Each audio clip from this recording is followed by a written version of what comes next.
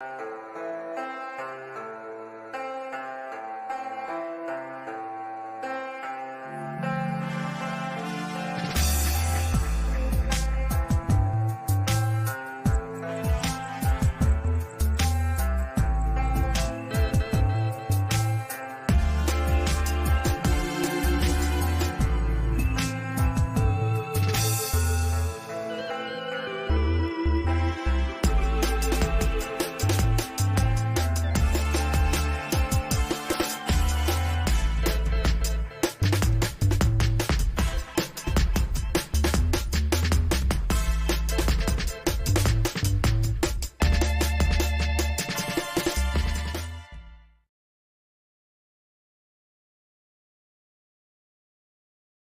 everybody, welcome to the live stream. It is the Sunday Sit Down. I am your host, Ryan from Movies with Ryan, and today we are talking Asian cinema. Yes, the Sunday Sit Down. I said at the beginning of the year I wanted to do more live streams. This is my little push to do that.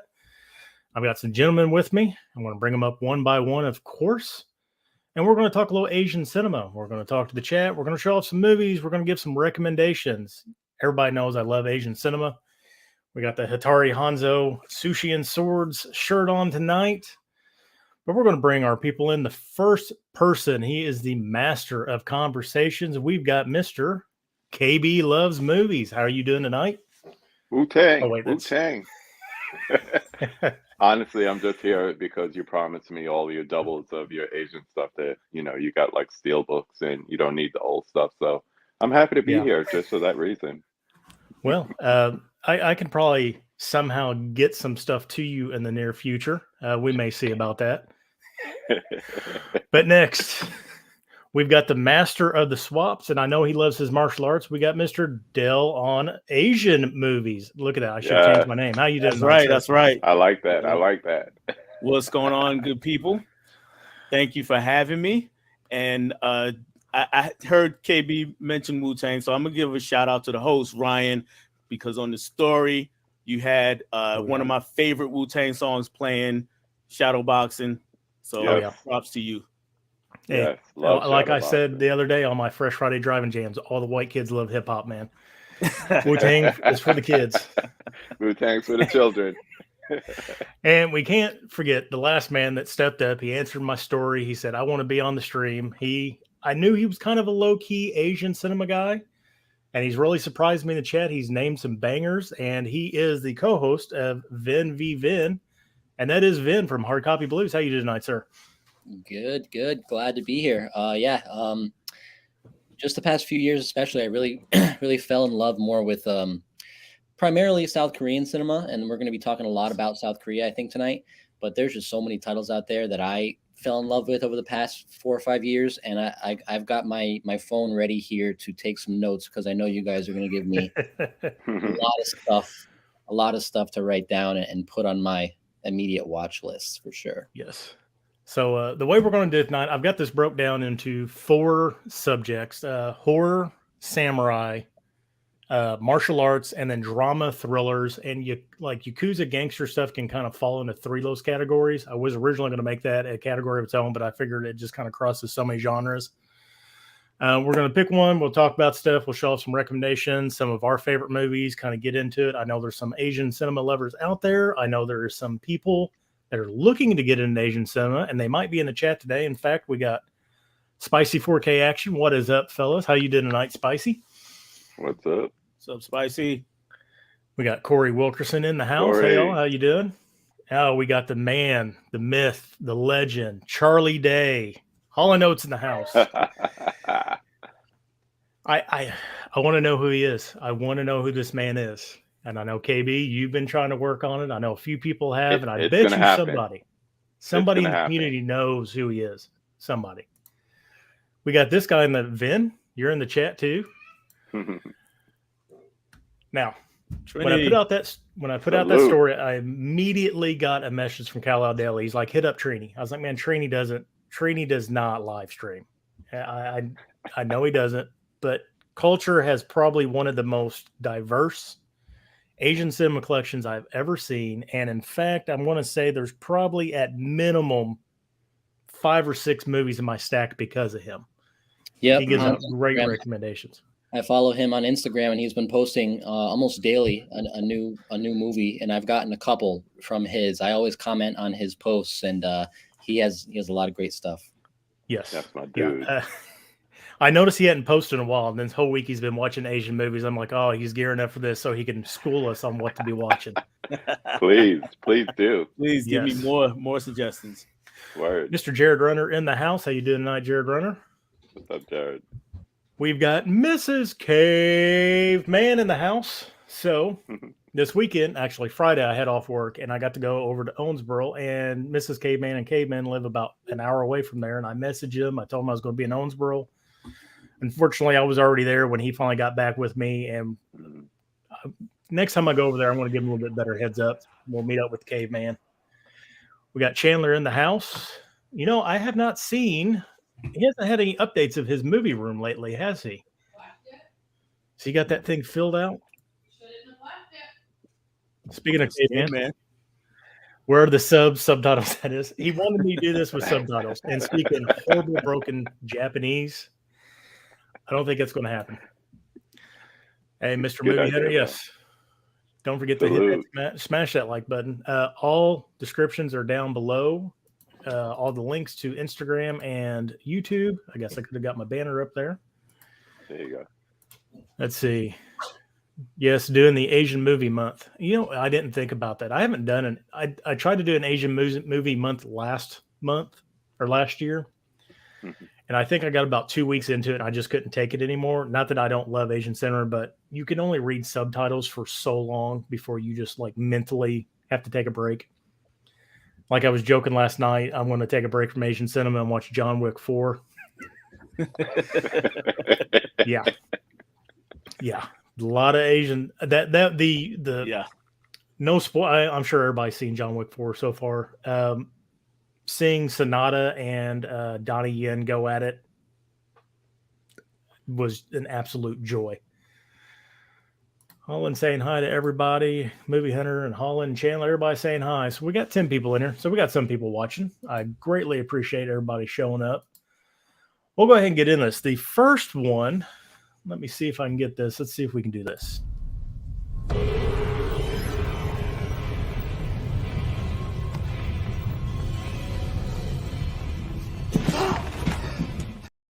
And not get we're still live, aren't we? Okay. Make sure we don't get branded there. So the first thing we're going to talk about horror movies in Japanese. Of course, everybody knows I don't do a whole lot of horror, so my horror selection is a little thin. I don't know how your guys's are, but there are some just straight up classic horror Japanese movies, Korean movies, and all that. KB, you want to start us off with anything? I'm looking at my shelf here. I have some that are here in person, some that are here in spirit. So I'm going to count them down from 5 to 1. At number 5, you're going to see a lot of South Korean cinema, I think, from all four of us. And Yes. in my case, you're also going to see a lot of Bong Joon-ho. So the first movie of his that I saw was back in 2006. And I'm a low-key kaiju guy. So I like derivatives of kaiju. So maybe not besides the Showa era stuff of like Godzilla and all the different sequels and all that, but I like what Bong Joon-ho did in The Host in 2006, combining the drama, combining the horror, and also I love that set. Oh my gosh, I love that set. And the Host was good because it was a little bit of a mystery, but they really balanced the drama with the horror, but I still see it more as like a horror kaiju movie. So to me, I had to put that in this category.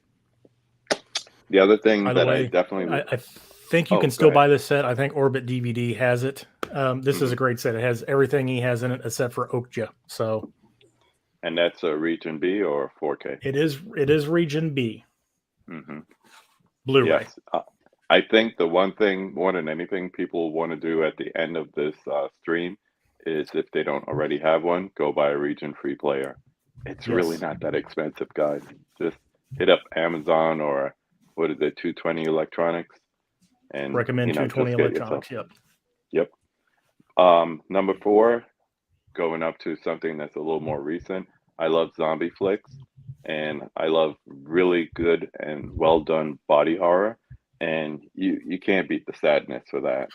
I mean, Taiwanese this time, and it's brutal.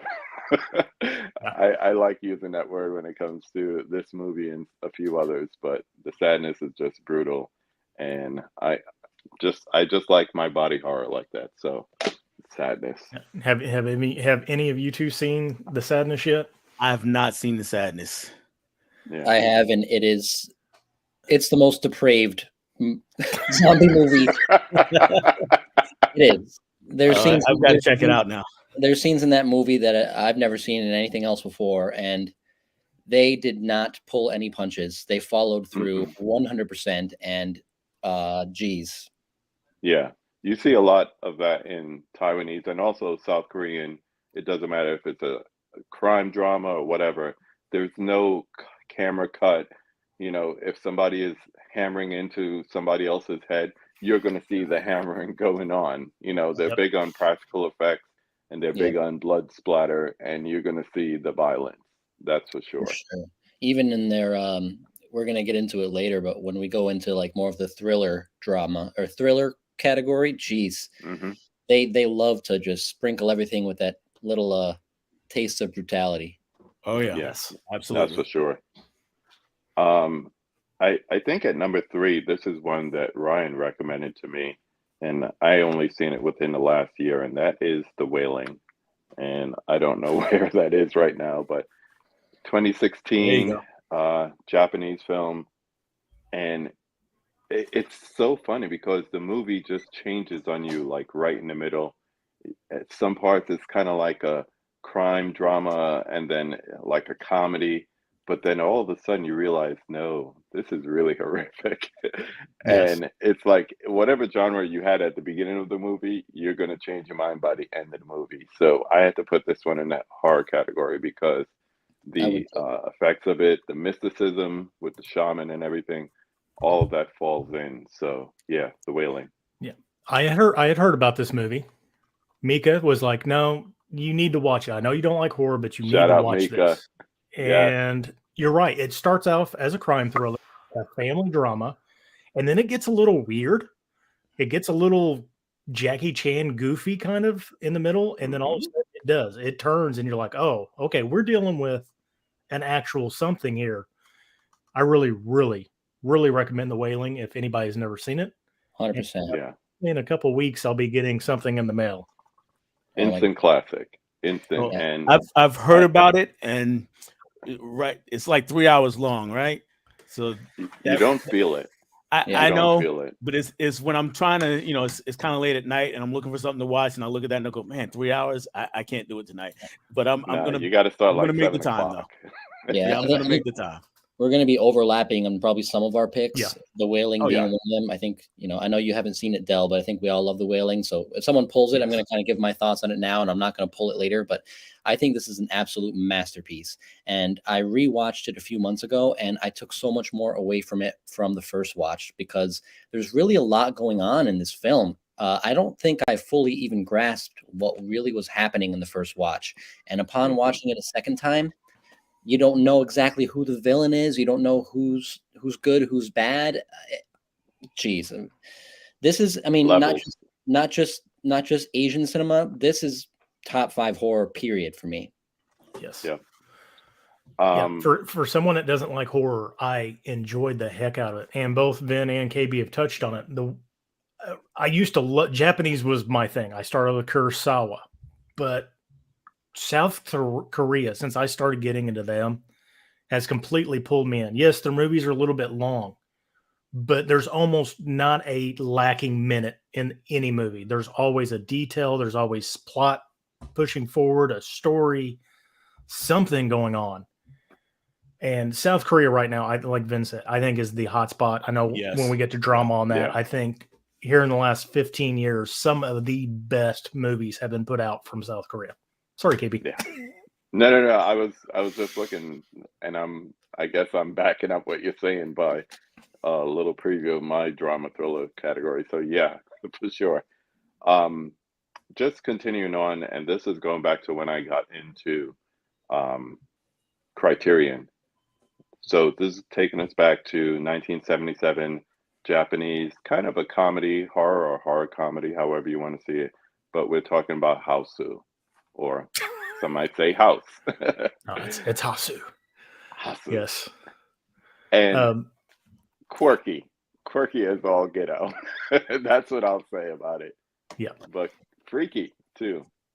So Now, good. Dale, you haven't seen House either, have you? No, I have this too. So I'm looking like a fraud right about now. No. Nah, you good, because you're gonna wreck us when it comes to martial arts. So it's all Yeah, good. I know where your strength is. This is why I asked you, because you're the martial arts man. But horror is just not something. Yes, Japan's done a little bit of it. There's Onibaba. There's Kurinko. Kurunenko or something. Yeah. Yes, Yeah. there and Kwaidan, and there's a bunch of good older Japanese horror stuff. There is some coming out of South Korea and all that. But House is just a fucking weird movie. Yeah. Just And plain every time and you simple. watch it, it's like you start to laugh and stuff, and then you realize, no, this is messed up. What the hell Yeah. am I laughing at? I mean, yeah, you've I'm got like those little 5 Japanese girls. Yeah, and then the next thing you know, the piano's eating one of them. It's like, what is going on? Yeah. Just think of the most effed up haunted house you've ever seen. That's Yes. what this movie is. Wow. Not But for it's fun. I'm looking at the chat, and Movie Hunter brought up there's a Wailing Steelbook going for like $250 to $400. Good lord. I wonder what that is. I will say there is one. Okay, so there's 2 different Wailing Steelbooks. There was one that was put out either by Kimchi or Nova Media. That is the one that's like $400. Okay. It was super limited. I think there was only like 500 of them. It's got like a double lenticular case, and it's just an amazing steelbook. Spoiler, I kind of splurged the other day because I was bored, and I bought the Inogene steelbook, one of the 3. There's a regular slip, or I mean a quarter slip, and then there is the one that I bought, which is just a full slip, and then a lenticular slip. Wow. And it ships whenever another steelbook that comes out July 7th. So I should be getting in the middle of July because it's coming from Yuki Palo. Not that I'm under Yuki Palo's thumb or anything, but I highly recommend, if you're looking to get into Korean boutique steelbooks and 4Ks, Blu-rays and stuff like that, yukipalo.com. Great pricing, very cheap on shipping for the most part. FedEx, I got the last 2 packages I ordered from him like in 2 or 4 days from FedEx. Great stuff, priced appropriately, but there is some out of print stuff, like something we may be getting into a little bit later that I pulled as kind of a thing that was completely sold out, and he happened to have a couple copies, and something else I ordered that's coming in July also was sold out that I was able to get through him. He's my Korean dealer. Of course, it's bad for the wallet. I'm sorry. So yes, there is a $400 Wailing Steelbook out there. Woo. My goodness. And just to round out my 5, I would say if I had to recommend one Asian horror movie to anyone looking to get into Asian horror movies, that would be 2016, South Korean. Once again, this is an action horror movie, but most importantly, it's my favorite zombie movie of all time, and that is Train to Busan. Don't ask me what a 4K is. It's right here. Oh, you got my 4K. Okay, I was. I've only got it on I have blue. a box of 4K somewhere. Well, this is a blue here. I feel bad. I forgot to pull mine off the shelf downstairs. Yeah, Train to Busan. Yeah, this. When I first watched this, I forgot about any other zombie movies that came before, because the one thing South Korean films do very well is, regardless of the genre, they mix in a certain amount of drama, and they're really, really good at tugging at the heartstrings, and this is a great example of it in this movie. I can watch this over and over. I love this movie. I know certain scenes by heart by now, so Train to Busan is my number 1, and my recommendation for anyone getting into Asian horror. Yeah, it's a fantastic movie Yeah. because it takes the zombie genre, but it adds that layer of really well done drama to it, where you actually care about the characters, and the scene toward the end. Now, I was wondering about this whole stream overall. Are we going to try to avoid spoilers here? Try to, but I think most of the people that may be in the chat kind of knows what they're getting into. So, There's just elements of Train to Busan where it just really makes you feel, and a zombie film really doesn't do that ever. But Train to Busan manages to do it where it really pulls at your tear ducts for a second there, and you're like, "What? I'm watching a zombie film. What's happening?" Like, you care if these people live or die. Yeah, Absolutely. they find a way to make you care. That's the best way. Yeah. no, Dell, you got anything to add to the horde? Do you have anything else in your pile there? Oh, I've got some stuff here. All right, Bring it on, let's bring see it what on. you got. These are not my 5 favorite absolutely Asian horror films. If I were doing that, then Train to Busan would have been on that list. I actually didn't pull it out until KB just started talking about it, but just so happened to be right here behind me. But I'm going to start with this movie here. It's called Cold Fish. And the director, I believe how you say it is Shun Sono. I'm not sure if that's 100% correct. And has anybody seen Cold Fish? I've been looking to pick it up. And I order a lot through Terracotta Distribution also. They have a lot of that, Third Window Films, the Arrow stuff, and a lot of the Asian Sign stuff and all that. And I've been looking at it, but it's been sold out for a while. And that's the only place I can find it at right now. Oh, okay. It's a fascinating movie. We got a young girl. She's a teenage girl. And her family's pretty poor. Her dad owns a fish store, like a pet shop, but it sells all fish. But he's not doing great. She goes across town to a bigger fish store, like a mega kind of Walmart or fish store is a bigger store guy. And she gets caught stealing from them. And the guy who owns the store, he catches her and he calls her parents and he's like, "Hey, I'll let bygones be bygones, but guess what? We'll take her in for a while because you're having so much trouble with her. We'll take her in. She's got to work her debt off." And then come to find out, and this is not really a spoiler, come to find out pretty shortly that they're actually the guy that owns the store and his wife, they're actually serial killers. So Oh my. And the movie goes from there. And we talk about graphic. There's one scene in there where somebody is murdered with a pen, like a ballpoint pen, and it is just heinous. It's pretty so tough. they John Wick it literally with a pen. Wow. Pretty much. Nice. The next one is actually an anthology. This is 3 Extremes. And Park Chan-wook has a film in here. Fu Chan has a film in here. And Takashi Miike has a film in here. They're all about 40 minutes in length. But the film I really want to talk about from here is Fu Chan's film. It's called Dumplings. If you have this DVD, there is the full length version of that film in here.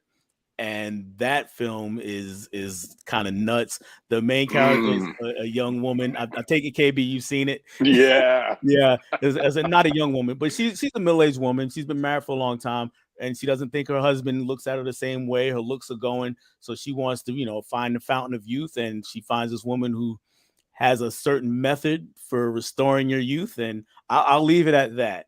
So, but go ahead, KB, if you had something to say about that one. You'll never look at dumplings the same again. That's all I'll say. I've seen bits and pieces of that. I've seen the Takashi Miike one because I love Takashi Miike is like one of my favorite out of the area, and I need to pick up that DVD because I don't think it's released on Blu-ray. I don't from what I so remember. Yeah, I don't. And that's the thing too. A lot of those late 90s, early 2000s DVDs are hard to find, especially Tartan Asian Extreme going under and all that stuff. Like it's hard to find them, and they are expensive post-market. Yeah. And there's actually a sequel, 3 Extremes 2, that I have back there, but I haven't watched yet. So I need to check that out myself. Next is a classic one. A lot of us, one of you that haven't talked yet might be talking about this one, but it's Audition. There we go. Yeah. And Audition. If you haven't seen it, just check it out. There you go. Where, she's a guy trying to find him another wife, come up with this whole scam. like he's producing the movie, and he finds a leading lady. All right, let's just. Oh boy. For Yo. people that have not gotten into Asian horror, I do not recommend watching Audition first. So a buddy of mine worked at a movie store forever. He's the one kind of got me started into Asian cinema. He's the one got me the bootleg of Hard Boiled back in the day that I fell in love with. And he's like, man, you need to check out this dude, Takashi Mike. I was like, Takashi Mike? I was like, okay. He goes, you need to watch this movie. It's crazy. Because this was 99, I think it is. I think so. Yeah. And he's like, just watch it. And I went home and watched it. And I was like, what the am I watching? Like, I just wasn't a horror. And he didn't tell me that. He just told me it was a story about this man trying to find a woman. And I mean, I got done watching it. I was like, okay, who's Takashi Mike? And then, of course, I found out it's Miike. And this made me fall in love with Takashi Miike. And this movie is brutal and really, really, really good. If all he told you was that it was a guy trying to find a woman, he set you up. Oh yeah, no, he did. He's done that more than once in my lifetime when he was recommending movies to me. Trust me. The thing I love about that movie is that it's a slow burn too. Yes, so it is. if you're into slow burns, you will really appreciate that movie because the payoff at the end makes it all worth it. Oh Yeah. And it is like, And me and Benicio did an underrated Arrow Video episode, and I talked about Audition, but I didn't want to spoil it for anybody. So I tried to pique people's interest by saying there's a scene with a woman in a room with a sack and a dog food bowl.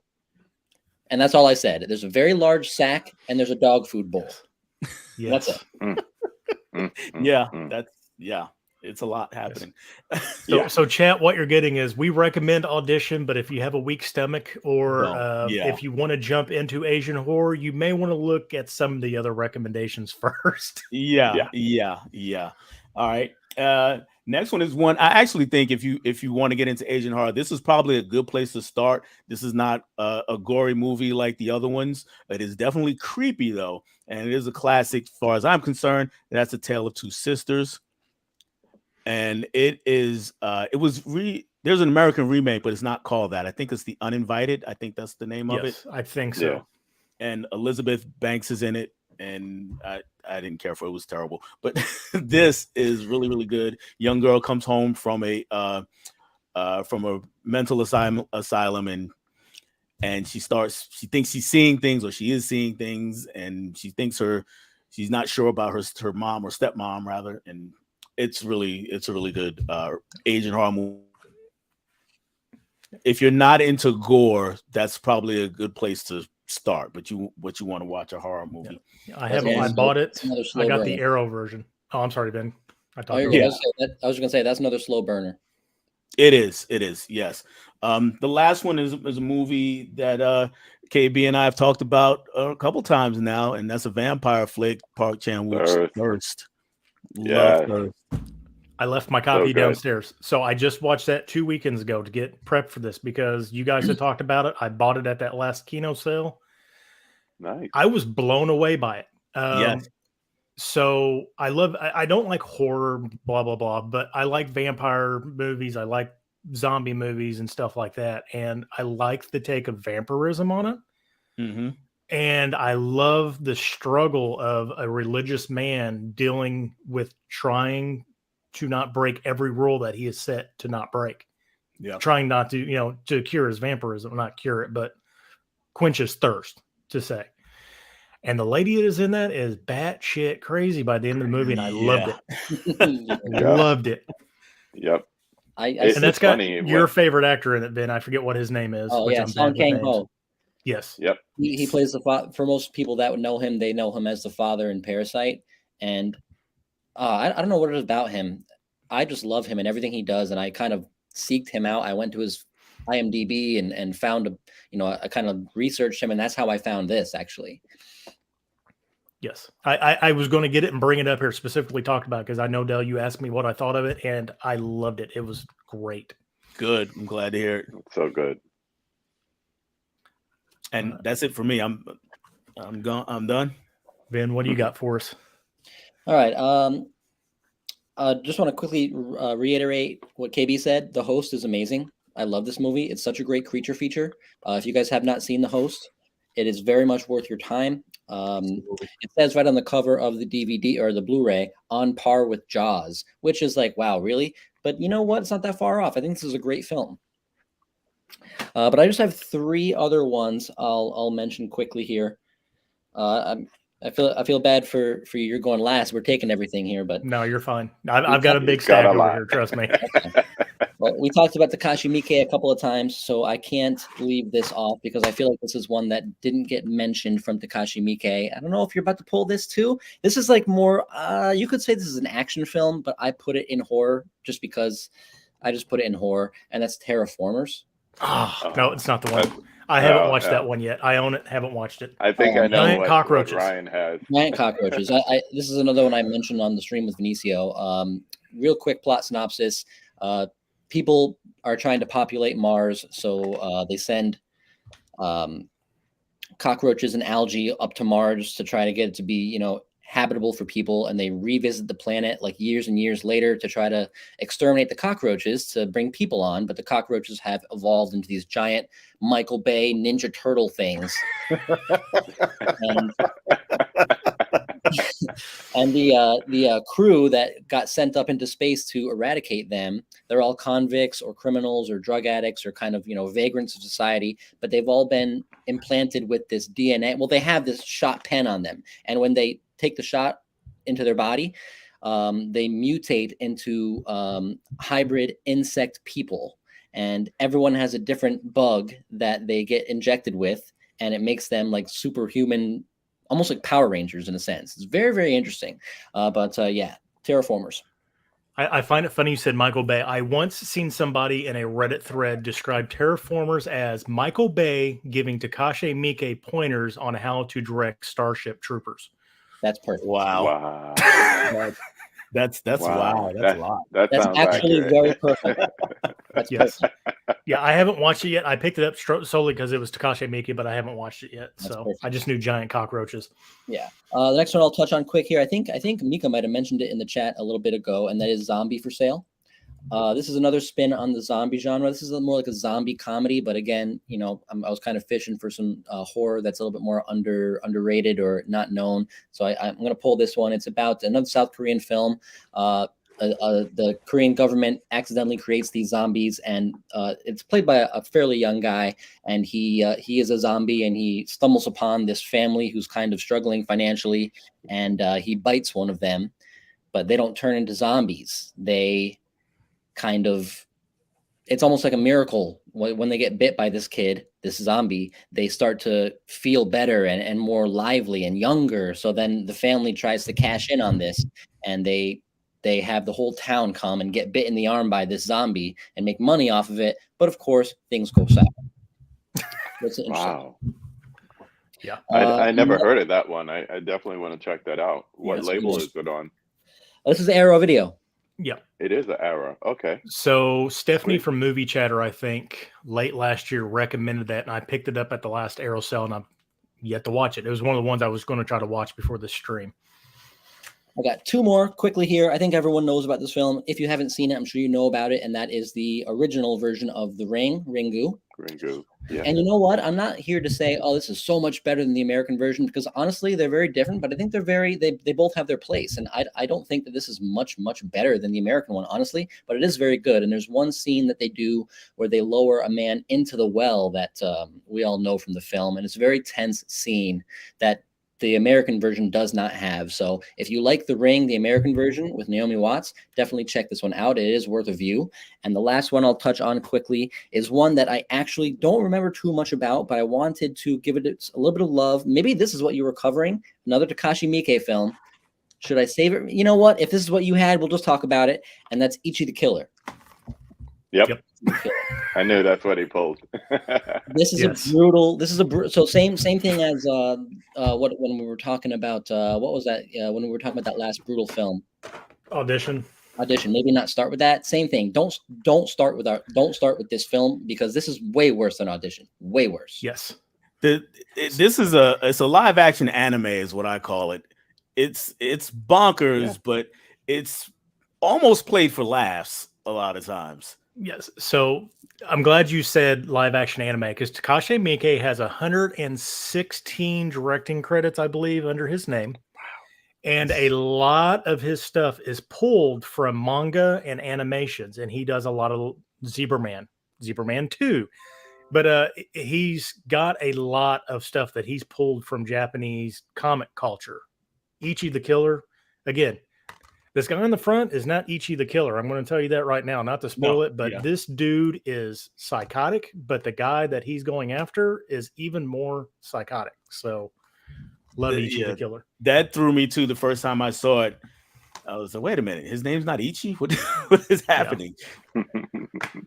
But yeah, this is what I was going to pull up to. But I kind of wanted to put it in the crime drama type stuff, but it is body horror and just Takashi Miike goodness. It's right up there. Yeah, it somehow just stumbles on the line on the side of horror for me because there's a lot of crime drama we're going to talk about later that's pretty goddamn brutal. But something about Ichi the Killer, I had to go horror. Yeah. So I have a question. 100% agree. Where would you put Riki-Oh? Because I was trying to, I didn't put it on any of my lists or even honorable mentions, but I was trying to decide where would that go? Because that's like a live action manga too. Yeah, I would put it in horror just because there is so much gore in it, and it's a crime horror movie. I would say is where I would put it at, and it's kind of hard to categorize that. But it honestly is kind of parallel with Ichi the Killer. I would say that's what made me think of it. All right, my stack's gonna be short because we've already went through 4 of mine. But a low key good movie, Versus. So it's a Yakuza movie, but there's 666 different portals to hell in the world, and 444th is in this Japanese forest. And the Yakuza always take all these people out there to kill them, and then they come back as zombies. So you've got a Yakuza gangster movie that turns into a zombie fight movie. And it is just a weird, good time. This isn't like going to blow you out of the water. But if you want something that mixes martial arts, Yakuza, samurai, and zombies, I highly recommend checking out Versus. Okay, I haven't seen it, and I'm laughing because when you said the Yakuza takes them in there to kill them and they come back as zombies, like, why don't you find somewhere else to kill these people? That's my first thought. Maybe they're not getting a point. Exactly. And then finally, this is another one that it kind of was hard to put into a category, and you guys are probably going to recognize, or people in the chat are going to recognize something really quickly. Arrow Video has a lot of Asian cinema. But Battle Royale, it's a drama, but it's literal teenage kids put on an island killing each other.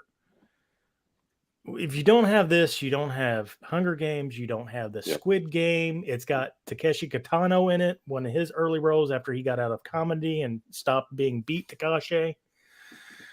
And it's just one of the classics. And honestly, it's brutal. It's literal, the shit's gone down and kids are killing kids. Yes, Battle Royale. I had that version, then I got the Steelbook, and then I picked this one up for cheap because Mega Replay doesn't sell Region B stuff for expensive. I got this random version here. It's opens up and it's kind of like a booklet here. Wow, that is sweet nice. Too. Now I got this one. This is what Arrow sends you when they want you to review their movies. But yeah, I can't recommend Battle Royale enough. If you want to get into Japanese movies that are just kind of mindfuck, go with Battle Royale. Like I said, it's kids killing kids. Yeah, I always say if you want to see what the Hunger Games will be without being completely watered down, watch Battle Royale. And I didn't pull it really for anything of mine because I was struggling with where to put that one. Yeah, and I kind of I threw it in my horror pile because my horror pile was lacking, and that's why I kind of threw Ichi in there too because it's kind of that too. Yeah, let's get back to the. Oh, go ahead. Go ahead. No, so you saw I kind of got up for a sec because I wanted to grab that title. I have my horror behind me over here, but I was like, where did I put Battle Royale? So I went over to my non-horror, but it was actually in my horror section. Yeah. We're going to jump back in the chat real quick. There? Oh, what's he got? No, this is something different. Go ahead. Oh, okay. Okay. Yeah, no strikes. I didn't want to get any strikes. So I know me and Dell were on Mega Mike's movie stream, the Maximum Carnage Vehicle Mayhem, and we got like immediately pulled when the first. Actually, Vin, you were on that too. 3 of us were on there. Yeah, and immediately got pulled when he seen the thing. So I kind of tried to edit my stuff where hopefully we wouldn't get strikes. Hey, speaking of Mega Mike, hope everyone's having a great day. Speaking of, starting at 9 p.m. Eastern. Yep. God, my Midwest twang came out there. We've got the Collectors Club. They're going to be doing their 4th live stream tonight. Of course, you got Mr. Derek, the Convicted Cinephile, Tim Talks Talkies, Huck from Huck's Pop Culture Cafe, and Mega Mike from Mega Mike the Movie Man. And they're going over their episode 4 again on Mega Mike's movie channel. Check them out, 9 o'clock p.m. I thank everybody for stopping by. It's in the chat. If you don't want to watch everything, I greatly appreciate it if you catch the replay. I feel like that's a good stream to watch after you get your full serving of Asian cinema. Yep. Absolutely. Let's see. Of course, we had Mika that stopped in. Got everybody saying hi to everybody. Mika is a big fan of Bong Joon-ho. Now, I've got this box set. I still need to watch Mother, Host, and Barking Dogs Don't Bite. I need to watch those 3. I've seen all of his other stuff. That's the only one I haven't seen. Barking Dogs. Uh-oh. Shockingly, the doubles could not make it through the sadness. Too much for us. And I've heard that. Alan over Pop's Movie Dungeon, I believe he even said it was a little much. Oh, so now I'm afraid to watch it now. If Mika couldn't and Kira couldn't make it through it. Oh, man. Crazy Japanese zombie movie, I Am Hero. I've heard about that, and I have not. I need to pick it up. I've got a bunch of stuff on my list. And so, like I said, trees. Yeah. A quick question. Has anybody seen now I forgot the name of it. Hashtag. It was a zombie movie. Came out on Netflix a couple of years ago. Now I'm it was a TV show, right? No. It was a movie. Hashtag Alive. Yes, Hashtag Alive. I saw that. It was a movie. You're right. Yeah, it was a pretty good movie. It was pretty good. There you go, Zombie for Sale. I got to check that out. I never heard of that one. Yeah, okay. Yeah, there is a Wailing Steel book. So I'm pretty sure it was the kimchi or the there's a super, super rare edition that's way. Everybody agreeing on House that it is definitely trippy. House is definitely original. Oh, we got Tiana Loves Movies in the house, all the way from Canada. up, Hopefully it's doing good up there. Train to Busan. Let's see. I'm really behind on the chat. Tim Talks Talkies. Look at these fantastic people. How you doing tonight, Tim? Hey, watch Johnny watching. Hey, cool kids. No, Johnny, you are the cool kid. Everybody check out his channel. Let's see. Man. Yeah, everybody saying hi to everybody. Look at this. Yes, Handmaiden. Bob's Blu-rays. Hey, all. Good group of guys up here. Bob, hope you're doing good tonight. Bob. Holland Oats. Cold fish is good and dumplings is a little gross. Yeah, I that cold fish I've been looking to pick up. I read the synopsis of it, and it sounds really, really good. Let's see. Audition Shutters, that damn Saw scene. Yes. Yeah. Oof. Yeah. we got the table in the house, Mr. Tony from Basement Tony. Uh-oh, we got a request. Everyone but Vin needs to show us shirts. Vin's always wearing the muscle shirts. He's in shape. I got my Hattori Hanzo Swords and Sushis Okinawa, Japan shirt on. We know what Vin or Jesus. Kick him out. There you go. Yes. Sorry. No problem. I meant to where's there we go. There you go. Nope, there we go. I'll get it someday. I got my Wu-Tang comics, cream, cash rules, everything around me. Get the money. Dollar bill, y'all. Yeah, that's right. So bad excuse, but my Wu-Tang shirt's dirty. My Bruce Lee shirt, I can't find it. So I went with another fighter, Muhammad Ali. The greatest.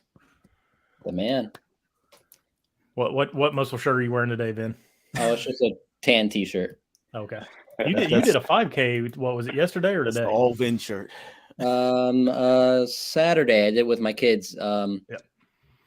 I ran with my older sons, just kind of chilled out, ran with him. It was his first 5K, but it was a fun morning. How fun. We got Mr. Mid-Level Media in the house. Jenny Levels, Kenny Levels, the man. Daddy level. Still married. That last audit. She didn't like that one title. No. Oh, Hard workout. I'm going to put thirst on my watch pile for this week. Yes, Tony, do. It's Like so I've good. been sitting on it for a couple months now, and I finally watched it, and it was great. Still need to check out Audition. I'm way behind on my Asian cinema. Yes, I know you are. At least I've seen Old Boy now, thanks to Dell. I was joking with Dell in the back about that. I was like, man, I was hoping that he accidentally watched the remake instead. I don't know what my milestone is, Kal-El, but congrats to me, apparently. Thank you, Kal-El. I haven't hit 500 yet. Come on, guys. I don't know what's going on with that.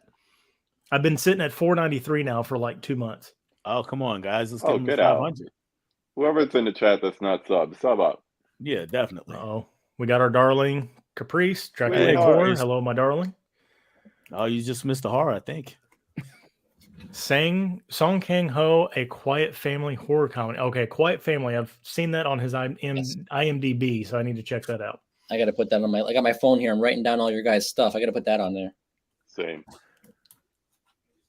Tag. I just picked that up recently, and I'm looking for Suicide Club. The director did both of them. I know Suicide Club just got a reissue, and I need to find it. But Tag, I just picked up. It looks really, really good. We got Mizzy in the house. That Miz. Uh-oh. You guys are giving me so many titles to have a first-time watch. I'm telling you, Asian cinema is really an untapped vein, I think. And one thing I like about Asian cinema that I don't think the rest of the world really does, you've got so many genres. I mean, really martial arts and samurai are very specific to the area. And like, you know, we've already said before, their dramas are just hard-hitting. They don't pull punches. They're not American at all. Like, you know, in America, oh, the girl always gets the good guy. The good guy always wins. That's what I love about him so much. Yeah. No, I they was don't in watching North or something South today. Korean. I was watching something today, and you thought, oh, the girl is gonna live. Everything's gonna be fine. Nope, she dies. Yep. I won't say the title. I was She watching died. something last night, and you're following this one character for the entire movie trying to accomplish a goal, and he does accomplish the goal, but he dies. Yeah. And Another that's a thing movie I we're going to think, talk about. Yeah. I think KB touched on it a little bit earlier. Another thing is there's a lot of cross-pollination of genres also. So if something is a drama, but there might be a lot of horror elements in it, or if it's a horror, there's still a lot of human elements to it. It's not just, you know, bodies to be killed by the bad guy. There's a lot of cross-pollination, and a lot of times that kind of throws people too. All right, we're going to move on to our next subject here. We're going to go with, and this is probably going to be short because even though there is a plethora of these movies, I think a lot of them just be found on the Criterion line. And not that once you've seen one, you've seen them all, because they do take their own little thing, but we'll get into it.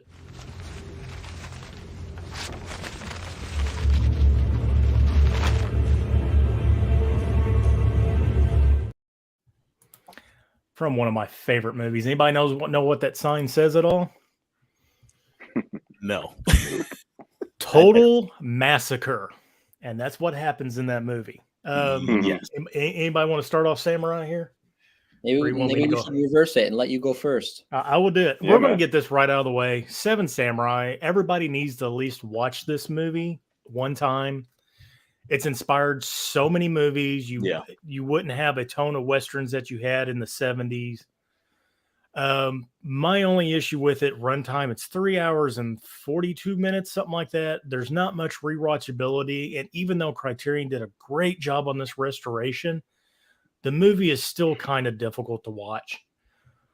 But Seven Samurai, it's the classic. Everybody needs to at least watch it once. So if I'm going to watch Kurosawa, we're going to go with Yojimbo and Sanjuro, the classic Toshiro Mifune, Lone Samurai, just kicking ass. I can't recommend these enough. And if you can find the cool box set that has them both in it, find it. It's worth it.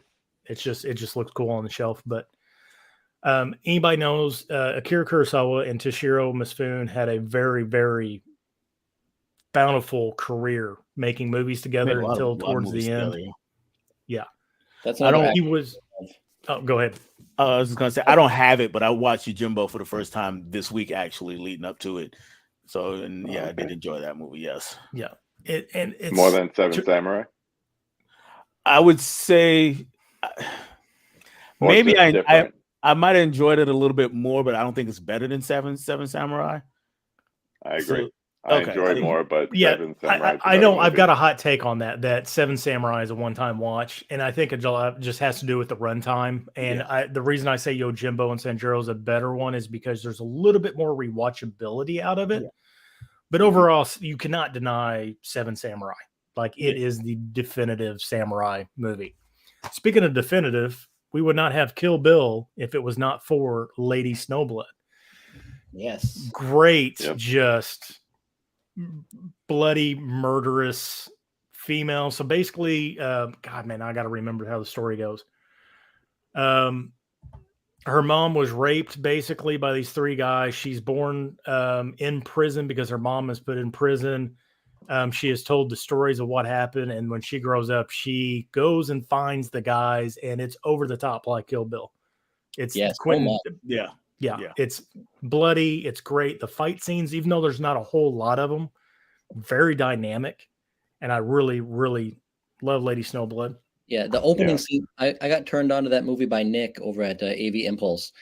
And the opening scene of that film, the musical score and certain elements of how it's made, it honestly made me like think less of Tarantino, because some of the things I love about Tarantino, he just ripped.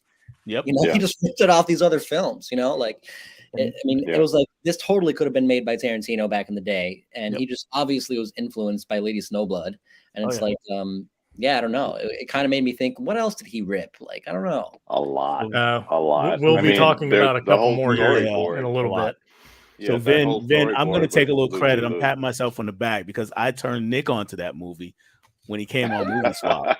So I'm taking credit for that. Well, I got that Criterion release here with it also has the sequel. Is the sequel worth checking out as well? Yes, definitely. Yeah. Mm-hmm. I haven't checked out Love Song of Vengeance yet. Yeah, it's basically it's not the exact same movie, but it's similar. Structured the same way almost. It's very similar. The fight scenes are just as good, and there's not as much story. Like they're like, okay, you can make a sequel. They didn't really know what to write. They was like, okay, we're just going to make her kill some more people, basically. I forgot to grab this off the shelf. I just watched this weekend, and I've had it forever. And it's got one of my favorite guys that does samurai stuff, Hiroyuki Sanada. He's in John Wick 4. Mm-hmm. He's the Japanese continental guy. But the Twilight Samurai, I've owned it forever. It was only released on Blu-ray on Twilight time, and I found a copy of it. But there's only 2 fight scenes in the whole movie. And it's really about the life of a samurai and how they're just kind of boring. But there's all these little life things going on in it. He's a widow. He's trying to raise his 2 kids. His mother's going senile. And it's just a beautiful movie. And it's got 2 follow-ups, Blade of Honor or Live in Honor and The Hidden Blade. I highly recommend Twilight Samurai if you can watch it on TV or streaming or whatever. Highly recommend it if you just want to watch a good movie. But we're going to go back to Takashi Miike. He's got 2 movies. They're my favorite samurai movies. The first one, based on a manga, Blade of the Immortal. This does have a standard era release. It also has a Best Buy Steelbook. I love this one, though, because it's got all the dead people on it. Basically, this Ronin makes a vow to protect this little girl and avenge her, and he cannot die until the job is done. And then classic Takashi Miike fashion, this thing is a fucking bloodbath. First 15 minutes in, he goes up against like 50 guys, and it is just non-stop. I'm going to kill every one of you people. And I love the back here. To save her life, he will take 1,000 others. So Blade of the Immortal, like I said, it's got a standard era release. I highly recommend this if you want a good, bloody, just over-the-top samurai movie. Have any of you seen this? No, I got it written down now, though. Haven't seen that one. It is great. And then, of course, what the intro was, 13 Assassins. Yep. I've talked about this movie before. It's my favorite samurai movie. Again, Takashi Miike. It's a Ronin is going to come in this town and take everything from these people. And they're like, no, we need help. And these 13 rogue assassins come together and they take it to the Lord and his army. And once the action gets going, it's 45 minutes of just non-stop brutality. Just kill after kill after kill after kill. 13 Assassins. Highly recommend that one. Yes. That last act is whoa. That's it's just going in for a whole, like you said, 45 minutes or so. Yes. Any thoughts on those? Yeah. Back in the Protectors. Anyway, no, those are, again, samurai movies. Really, that's why I like Twilight Samurai. When I watched it, it was really just low key, and you really felt for the samurai and his just mundane life, and he's struggling. But then you go to Takashi Miike and you just watch 13 dudes wipe 250 dudes' asses across the screen, and it's great. Yeah. All right. Who's going next, Ben? Was that you? Yeah, I guess we're going reverse here. I'm just going to talk about two quick here. First one is a Kurosawa film, and this one has a samurai element because one of the feature characters is a samurai, but it's a little bit of a stretch. But I figure, you know what? It's Asian cinema. It has a samurai in it, and I want to just mention it quick, and that is Rashomon. Yes. Yeah, good movie. Yeah. I really love the storytelling element of this film, how it's played out. If you guys haven't seen it, it's a film from 1950, but it's kind of revolutionary in a sense of how it tells the story, where multiple characters tell their recollection of the same incident that happened, a murder and a rape. And it still is kind of played out today in the most recent film The Last Duel, which is another brilliant film that no one talks about. But this is the first film that did it, and it's just multiple characters' memory of a crime that happened, and it's just a really great film. And it's only 88 minutes long, so it's a quick watch. Which is abnormal for a Kurosawa movie. Yes, and this has, you were talking about earlier, Toshiro Mifune. I really enjoy that actor as well. Oftentimes collaborates with Kurosawa, but this is a quick watch and a very, very iconic film. And the other one I want to quickly touch on is Harakiri. Yes. Harakiri, basic plot synopsis of this one. The act of Harakiri, it's called something else in the film. I forget what they say. I haven't seen this one in a while, but it's the act of committing suicide because you're a disgraced warrior or disgraced samurai. Seppuku? Is that it? Seppuku. Yep. That. So this guy comes upon this other tribe of people, this other clan of samurai wishing to commit harakiri on their grounds, and there are some other samurai in this other group or community that are questioning his intentions or his real motives, and just a bunch of stuff happens from there. But very, very interesting film.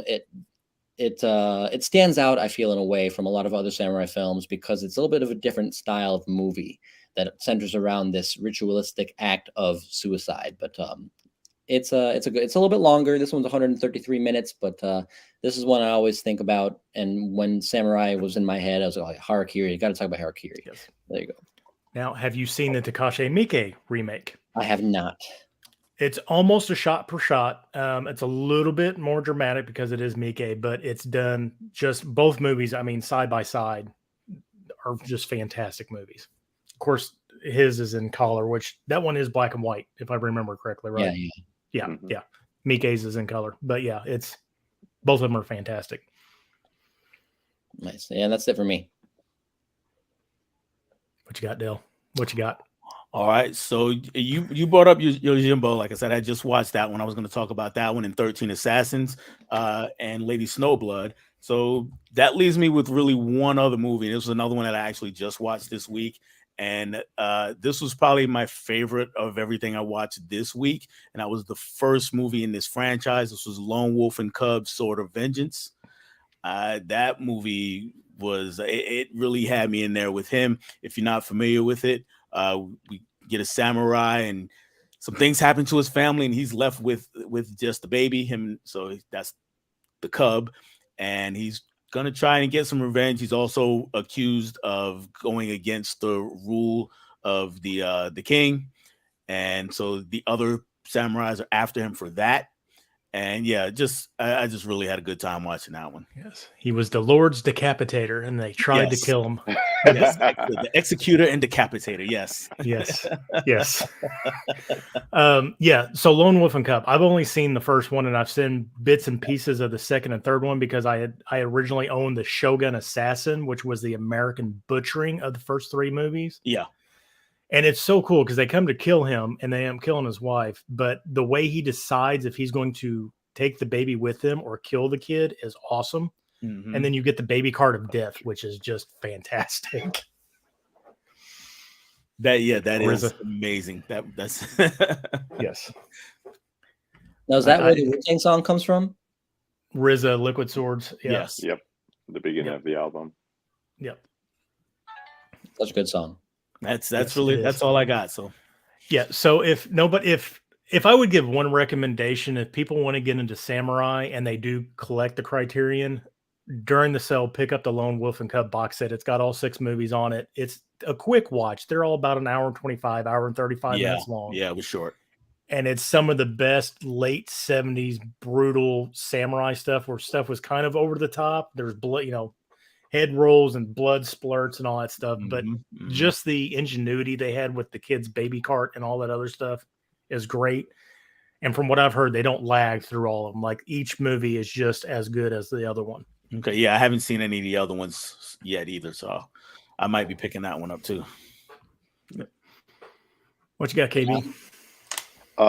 Well, I think this is the one category I think we're going like low hanging fruit because there's a lot of lapping and crossover. So, looking at my list, the only 3 that were not mentioned, I would say just starting in the late 50s with more like a action or adventure drama, which is The Hidden Fortress, where you have the story of a princess being escorted, and the more and more you look at it, it's pretty much the basis for Star Wars: A New It Hope. is. I mean, there's really, really heavy influence in that movie from Hidden Fortress, and we've been going back and forth with Kurosawa, so I will add Sanjuro. And also, I know a lot of people picked up Ron, the 1985 Kurosawa film, uh, on the Lionsgate Steelbook thing from Best Buy, either the first or the second pressing. Just go ahead and watch it. Yeah. It's pretty, but you might as well watch it. It's a good film.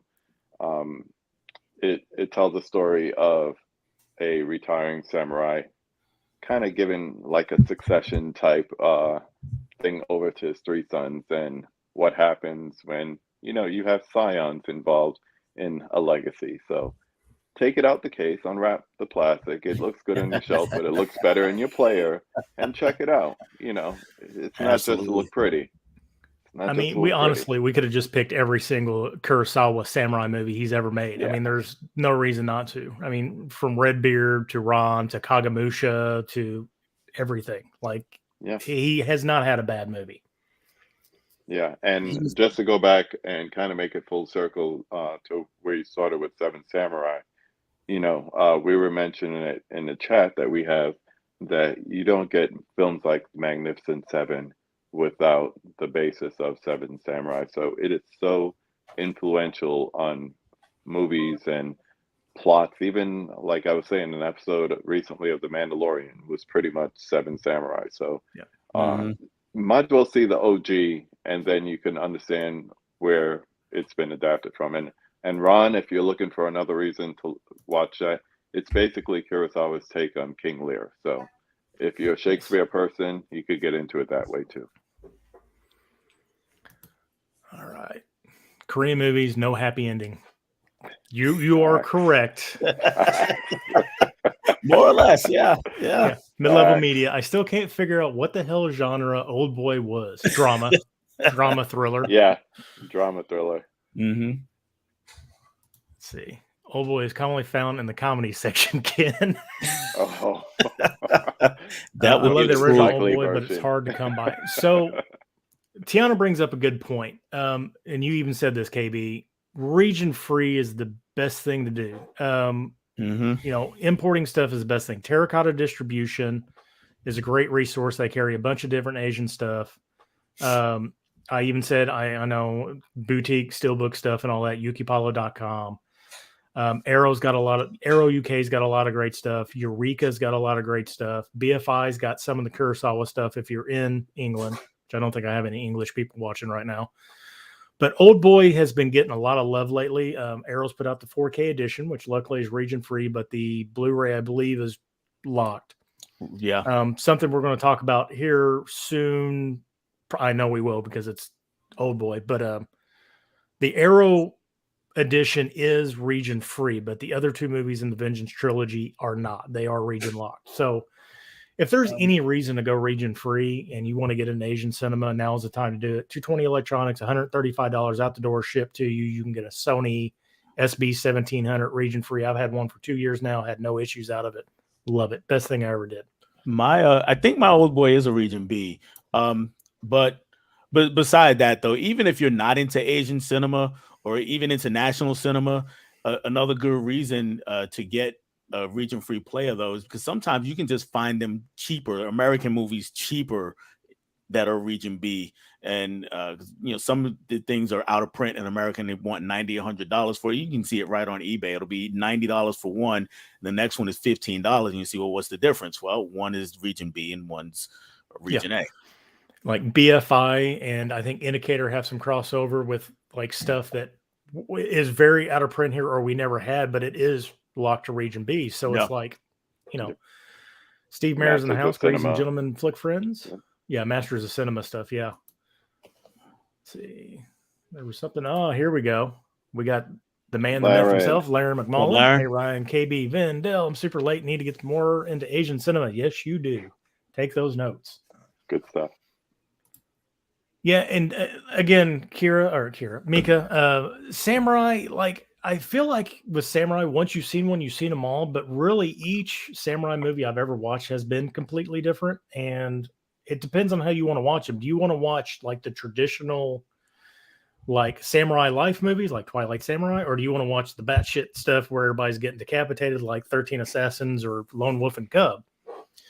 And, oh man, what's the big set? I just went blank on it. That's in the Criterion Collection. It's got 26 movies on it. Damn. What, the Kurosawa set? No, the Samurai. Takeshi Kitano did a remake of it. Oh, the Zatoichi. Yeah. Zatoichi. Yeah.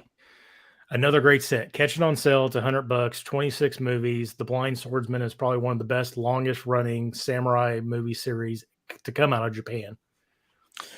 Another thing about samurai flicks, though, especially older ones, and Seven Samurai, you already touched on this, and it gets a lot of credit for inspiring a lot of movies, especially westerns. But samurai films in general inspire a lot of westerns. You'll see a lot of similarities between the two.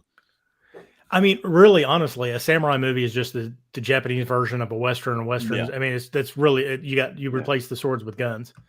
Oh, look at this. Same here, Mika. I have I have my split screen watching one side, my Amazon wish list on the other. That's a good idea. Raina's a slow burn, but a good film nonetheless, and it looks beautiful in 4K. It does, for sure. So we're gonna get to our next one here. Our next two subjects are probably going to be a little long-winded. I apologize. I know we're an hour into the stream. I want to try to keep it under 2 hours, but I have a feeling we're going to have some crossover in these, especially the thriller section. So, Thriller night. Oh, what? Okay.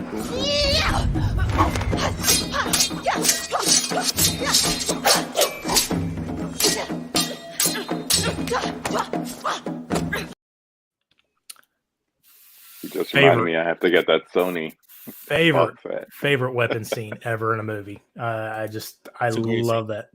Yeah, fight till you're tired. Yes, pretty much. Which we'll be talking about that probably here in a second. I'm going to go ahead and just start this off. We're going to go with martial arts. So my arc into movie history is, anybody knows me, anybody watches my channel, anybody see me on live stream, I never liked horror growing up. 1986, I watched The Karate Kid and immediately fell in love with martial arts movies. I know, it's not like the biggest martial arts movie and all that whatnot, but it started me on a trajectory. And then I found some other movies, which we'll talk about here. And then I got into other stuff, and that's what really got me into Asian movies. And I don't hate horror. I just don't get into it. Like, I know, Vin, you love horror, and there's people out there that's their whole collection's nothing but horror. But martial arts, you've got Japanese martial arts, and majority of the martial arts, I think the best martial arts came out of China. I mean, you got Jackie Chan, you got Jet Li, just went blank. Donnie Yen, I think Donnie Yen's from China, if I remember correctly. Yeah, Anyway, I think so. A lot of good stuff's came out there, and there's a lot of history out of the Chinese martial arts, a lot of local folklore and all that. And of course, Ip Man is probably one of the biggest folklore. He's gone by different names, but he's trained many people. And this is the Donnie Yen, just 1 through 4. I think he's up to 5 now. But if you want to see prime Donnie Yen, just kick ass. The fights in these are awesome. The cameos in this are awesome, and it tells the whole story. It's Wei Feng, I believe, isn't it? Is it the story of Wei Feng, or is it the other guy? I forget what Ip Man's name is, but there's also the legend of Wei Feng too. Wei Feng is the other big mythical martial arts folklore guy. He's called Master Ip so much I don't know what his name is. But this set's really, really out of print. I paid roughly MSRP for it. I got really lucky. There was a guy selling a couple of copies. But Ip Man, if you want to watch just prime Donnie Yen, highly recommend Ip Man. I know you guys had it as well. What are your thoughts on it? Yeah, this was a late. I hadn't seen these until last year, so they were late finds for me. And then I bought the first one, watched it, loved it. He's essentially Superman in the first one. No one can even get a hit on him in the first one. That changes a little bit going forward, but I watched 2 and 3 on streaming, and they're both fantastic. I believe it's 3 with Mike Tyson. Is it 3? Yeah, 3 has Mike Tyson, which is a great film. And 2, there's a specific scene where him and Sammo Hung are fighting on a table. That's fantastic. 2, fantastic scene. I don't think I've seen 4, but 1, 2, and 3, all great martial arts films. 4 is a really good way to close out the series. I'm sure they could. I mean, they are, because they're doing Ip Man movies with other actors and other strands of his life. But for this particular series, 4 is a really good way to close out the series. I would say it's one of those situations like KB you talked about with Evil Dead. I think 4 is the weakest of the group, but it's still a good movie. Still a good movie. Yep, yeah, I agree. Still good. Yeah, completely agree. The thing about it is, like, to me, with a few exceptions from other movies, that was the martial arts franchise of the 2010s to me. Oh yeah. So I remember like renting it, not knowing anything about it, and then like, ooh, and the whole thing with the Grandmaster and all that stuff. It was like that entire series, and with the finale kind of wrapping up right as that decade wrapped up, it's like a nice encapsulation of that decade when it comes to martial arts for me. Mm-hmm, mm-hmm.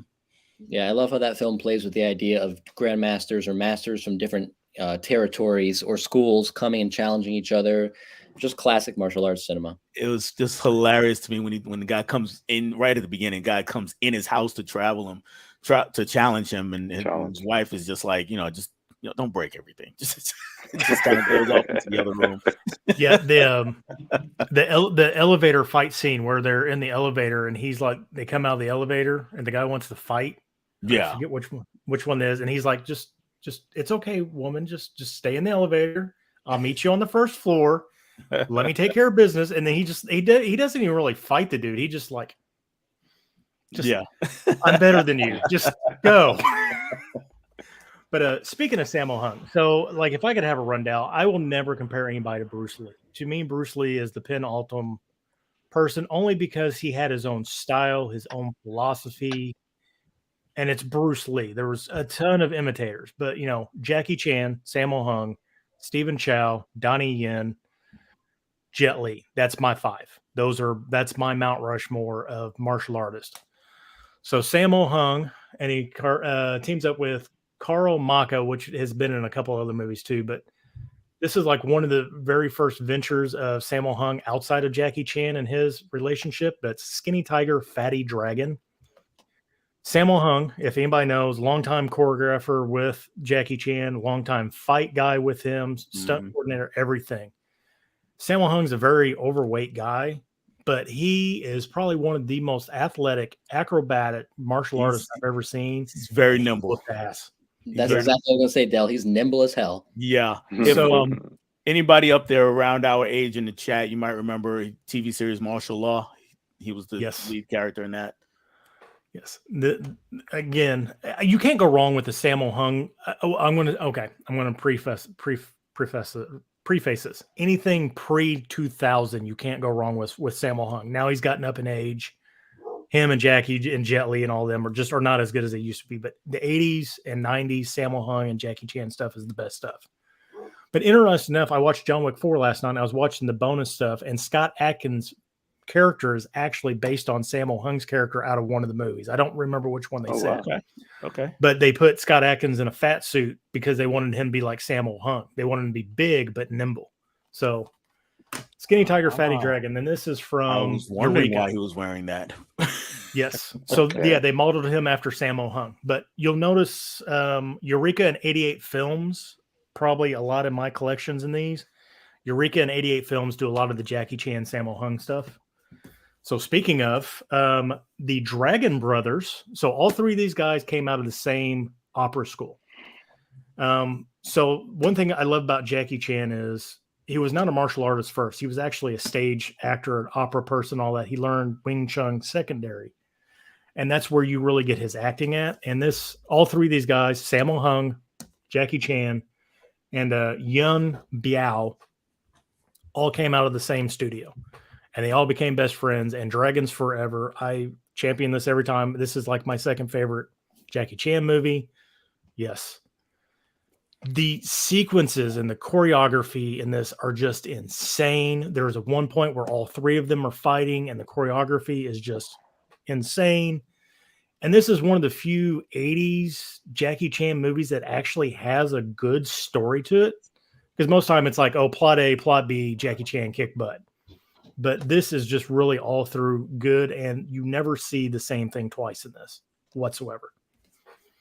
Yeah, what stood out to me when I got this, I got this 88 Films 4K release. So I just recently watched this like a couple months ago. The humor is fantastic. This is such a funny movie. It's a martial arts film, but it's also very much like it's very much almost like a rom-com, quite frankly, because Sammo Hung and Jackie Chan both have these love interests that they're pursuing. And there's one scene in particular with Sammo Hung chasing this girl in the street and just like trying to get with her so bad. But even some of the martial arts scenes are done in a very comedic way. So I was really taken aback by how actually legitimately funny that this movie was. A So lot of Jackie Chan's like that, yeah. I got to look something up real quick because I'm going to be honest. I forgot what the see, a martial artist, doctor steals from the corrupt authorities as a market thief. Good poor. Okay, so yeah, Iron Monkey. Oh yeah. It's got Donnie Yen in it. I think this was the first movie I seen with Donnie Yen ever. And I was very impressed with his martial arts and his weapon skills. And I love a martial artist that can handle weapons, handle props, handle straight martial arts really well. Basically, he's a thief and he deals with a thief. And Iron Monkey, if nobody's ever seen this, I think it just got a Shout release, if I remember correctly. But this is I think Fortune Star Nova Media release. But Iron Monkey, highly recommend it. It's just a very fun time. A lot of extreme Donnie Yen martial arts. I actually got to see that in the theater because wasn't that when it was Quentin Tarantino presents? Yes. Deal? Yeah. So I got to see that in the theater here, and I was just blown away. It was fantastic. And I think that might have been the first time I saw Donnie Yen also. Yeah. He may have been in something else beforehand. I just didn't recognize, but it was the first not mainstream, but his first like big movie I seen where he was the star. Speaking of Quentin Tarantino presents Jet Li's Hero. Has anybody seen this movie? Yep, Yes. that was on my honorables list. This movie, if anybody's still in chat listening, if you want to see just an absolutely gorgeous movie, you need to watch Hero. It's done in 4 different color times. Each one has their own little thing, and it's hard to really tell what the story is because you're led a different way, and I don't really want to give it away. But this movie, from front to back, beginning to end, everything is just beautiful, and the fights are just awesome in this. Yes, including a fight yeah. with Donnie Yen versus Jet Li. Yes. Yes. And the thing I like about it is it almost plays like an opera with movements. Mhm. Each part is like a different movement of like the same song. Yes. And What were you I gonna say, can't man? stress enough about the cinematography in this movie. It is gorgeous. You undersell it by saying it's gorgeous almost. It's just so good looking. Yeah, Yes. yeah, and like you were saying too, the use of color as well. Like this film, I mean, it's I hope that we can turn on some people to Hero because it's so good. Yeah, and I'm be honest. I know the Steelbook for a while was readily available still on Best Buy website. I don't think it is anymore, but I see it's got a Blu-ray release, but I don't think I've ever seen a Blu-ray out in the wild. I But that's just actually me. found that one at a pawn shop. So they're out there somewhere. There's a few out there, but not the steel books, not the boutique versions of it. We're going to keep talking about Jackie Chan here. This is what got me. This Police Story 1. This, of course, the Eureka Police Story 1, 2, and 3. I got This was the first Jackie Chan movie I seen, was Police Story.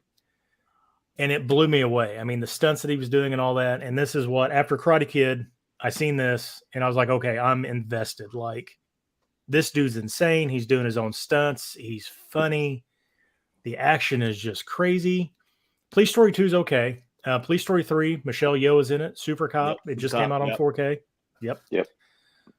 Really, really good. The only reason I say Police Story 2 is not that great is because there's parts missing of it or were badly damaged. I know they supposedly did a really good job restoring this. I haven't watched it on this one yet. But I know the Yeah. Criterion one you have, Dale, had some issues, I think. Mhm. So, but Police Story, my probably favorite. No, it's not my favorite Jackie Chan. Never mind. I just looked over. I got my favorite right there. Second favorite Jackie Chan. Because my first favorite is The Drunken Master and Legend of the Drunken Yes. Master. Legend of the Drunken Master. Yes. 30 years apart. If anybody knows the story of Drunken Master, he's basically this guy that he's learning martial arts, but he's a fool. His parents, are always mad at him. He doesn't do anything right. And his master is a drunkard, and he starts trying to imitate his drunken style. And turns out he is a badass drunken master. And basically, Legend of the Drunken Master, that's this one here. It's 30 years later, and he has refined his ways. He's trying to be good and all that. And basically, he has to become the drunken master again, and it is so good. The iron smelter fight is awesome. Great martial artists in here, but Jackie Chan has so many different styles he does, and he does them effortlessly. And the drunken style is probably my favorite out of all of them. Yeah, I love that movie. And I when I did my unboxing, I was mad because Dell, you just put them up there because the archived one says Drunken Master 2. That is not the name of this movie. It is Legend of the Drunken Master. Or no, yours says Drunken Master 2, doesn't it?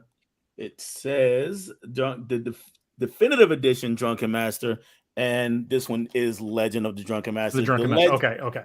The legend is in really small print. Okay. So yeah, I had the Blu-ray, that version with that cover, and I don't know what happened to it. I've somehow lost it when I moved. And so I had to buy this version because the other version is out of print and super fucking expensive. But yeah, I was mad whenever this said Drunken Master 2. I'm like, no, this is the Legend of Drunken Master archive. What are you doing? All right. But Chow Yun-Fat, not really known. I mean, he's kind of a martial artist, but he's more drama and gung fu type stuff. But Just Crouching guns. Tiger, Hidden Dragon, my Just favorite guns. movie. Yeah. My favorite movie of his. There's like 6 fight scenes in here. Every fight scene is just awesome. But Michelle Yeoh, and I always forget her name. Zhang Ji. Yeah, Yeah, Zhang Ji. Ji. Yeah. Their weapons demonstration that I had on that is just amazing. And the thing about it is Michelle Yeoh's character knows that she is not good with the Green Destiny. Every weapon she uses against her is the perfect weapon against that sword, and she's testing her. And it's just amazing. But yeah. So Crouching Tiger, Hidden Dragon. I mean, what can you say? I like that steelbook. That is nice, yes. So this just has Atmos, and I know you just pulled the Sony, and I've got that box set too. Apparently the box set adds Dolby Vision as well on it. So that's the difference between this release and that Sony release. Yeah. But Stephen Chow, I said he's in my top 5. We're going to go with Kung Fu Hustle. If you want to combine comedy and just great martial arts, pick up a Stephen Chow movie. The God of Gambler stuff, King of Beggars, Kung Fu Hustle, Shaolin Soccer, just 9 million different movies from him. From Beijing with Love is a great movie. But Kung Fu Hustle, showing off my number 10 of 50 UHD Club edition here. For folks, I know there's people out there who don't really like martial arts movies. That one is it's think of it as more of a comedy. It's like Looney Tunes meets Looney Tunes meets a martial arts movie almost. Looney Tunes meets the Three Stooges meets Jackie Chan. It's nuts. It's insane. So basically, you're in the slums, and he starts out as this kind of just low life thug thief guy. Mm-hmm. And through the movie, stuff happens, and you meet these other warriors that are actual legit martial artists from the 70s and 80s. And then he learns something and comes back and fights the baddie, and it's just a great movie. But yeah, there's like a Roadrunner scene. Oh yeah, the landlords are just out of the world Looney Tunes stuff and all that. But the last thing I'm going to show, this is an American movie, but one of the directors is Asian. It is from Michelle Yeoh, Everything Everywhere All at Once. I guess. Yeah. I'll show this off again, KB. Oh, so beautiful. That is so nice. So this is the Nova Media. This is what I got from Yuki Paulo. I jumped on a site and I was able to secure one of these. But this steelbook, I cannot do it justice. It's debossed. It's everything. It's got the hot dog fingers on the back. Look at the back. Wow. Yeah, it's back is ridiculous. The slip is ridiculous. Yeah, so it's all sorts of holographic. It's just insane. But yeah, even the slip is holographic in the back. But yes, is this an Asian movie? No, but again, you know, Daniel is it Chan, I think, is Asian. It's got Michelle Yeoh, Keyquan, I can never say Data. I'm just going to say Dada. Stephanie Sue. It's got a Big Trouble in Little China guy, the grandpa. I can't think of his name either. James. But you've got martial arts in this. It's martial arts. It's a family drama. It's everything. And this is like the epitome, I think, of American Asian movies. One of them. So Everything Everywhere All at Once. It's just phenomenal. Yeah, it is. So that's my martial arts. And if you guys noticed, I didn't pull some things that I know I have, but they're all sitting behind Dell over there, and I didn't want to bring them upstairs. So, well, KB, allow me. Yes. Allow me. Well, I'm going to take people, at least New Yorkers, back to Saturday afternoons, 3 p.m., Channel 5. Absolutely. 1978, 2 releases came out, and we probably didn't see it until the 80s, but they changed everything that we thought about martial arts. I mean, I grew up in the 70s and 80s, so Bruce Lee was everything. And before, like, Jackie Chan and Jet Li and all that, we had Saturday martial arts movies. Most of them were Shaw Brothers. So I'm going to start with volume 2 here.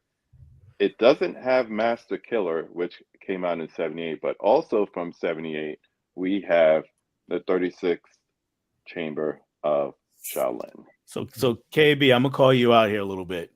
Why? The 36th Chamber of Shaolin is Master Killer. The name was changed. No. Then this one. Return. I can't see that. Return to the chamber. Return to the chamber. Okay, yeah.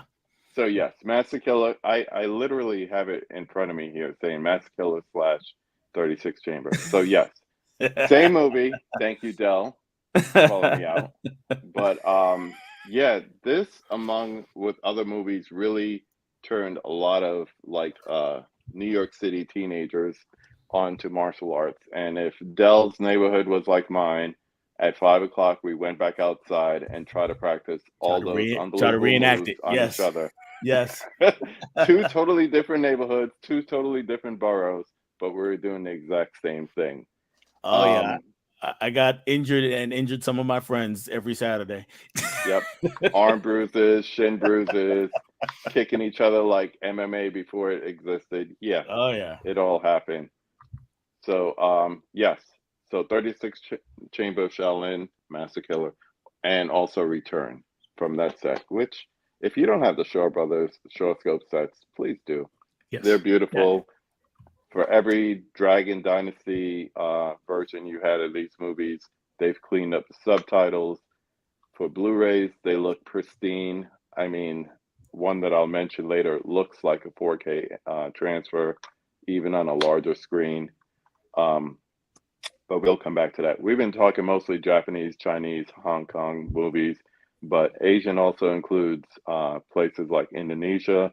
And while this is more of a crime action film, the martial arts in it is beautiful. And I could have went with the first one, but I decided to go with the Raid 2 from the Raid collection that Dell is showing right now.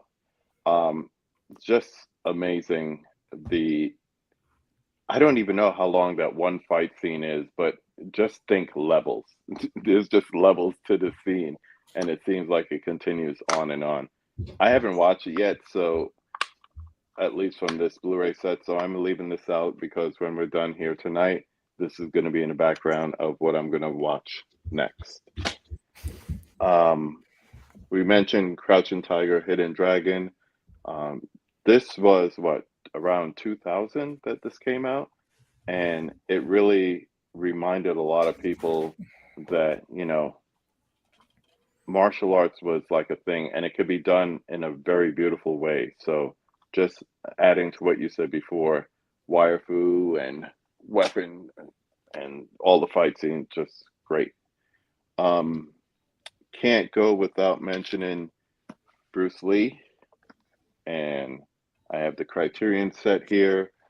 I also have this DVD set that is unopened, and it's their Dragon Master Collection. So they both contain different movies, but in this case, I want to highlight both Enter the Dragon and Game of Death as my two favorite ones. Yeah, man, Bruce Lee was everything. Dell with the steelbook? What? Yeah, man, show it off again. Dell with the steelbook. You got a few. This one actually got me points in the steelbook battle on Bob's channel. Yeah, there you go. Nobody else had it. But see, if I would have been there, I would have had it. Like it. Oh, you do have it too? Yeah, yeah.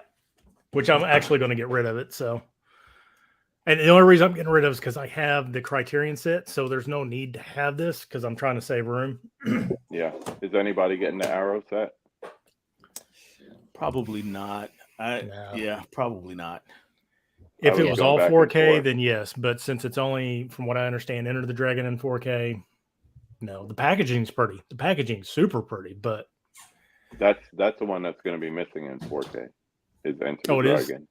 Yeah, because Warner Brothers is bringing it out as part of their 100th anniversary, but everything else is 4K, and that's going to be Blu-ray, which seems weird or not there at all or whatever. The last one I'll mention, besides honorables like Super Cop Hero, Drunken Master, which we all mentioned before, it's my favorite martial arts movie to this day, and I realize it's mostly for nostalgia purposes. It's probably the one that I've seen the most on those Saturdays afternoons watching Channel 5, and that is, depending on how you call it, either Five Venoms. Deadly Venoms. I call it the Five Deadly Venoms. Yes, Five Deadly Venoms. That's the name to me. And a lot of these movies, you'll find it with different names, but it's probably the one besides Bruce Lee and Jackie Chan movies that I've seen the most out of the Shaw Brothers movies. And it's the one that stays with me. You have the five different students You have the new student trying to learn the different styles, but just legendary. And I don't know. That's the one I always come back to. When I first got this set, that was the first one I immediately popped in my player to watch, and I felt like I've never seen the movie before because that transfer, it's flawless. It really Yeah. is. I felt like I'd never seen a movie look like that before because the one we used to see on TV had all the picks and pops and the cigarette burns in the corner when it was time to change the movie Absolutely. and commercial breaks. You had to get up and get more Kool-Aid in between. So they gave you time to do that. But yeah, if you don't have the Shaw Brothers sets, Volume 1, Volume 2, Volume 3 probably will come out soon. Highly recommend. It's a great way to get you into that genre or subgenre of martial arts with the Shaw Brothers movies. And with Volume 2, they kind of expand to different genres as well, a little bit of horror and comedy and so forth. So highly recommend. And yeah, I recommend those. They definitely got some of the better choices. And I know the Shaw Brothers box sets are coming out from, was it Arrow or whatever Yeah. now? Yeah. Or not Arrow, Oh. Is it Shout?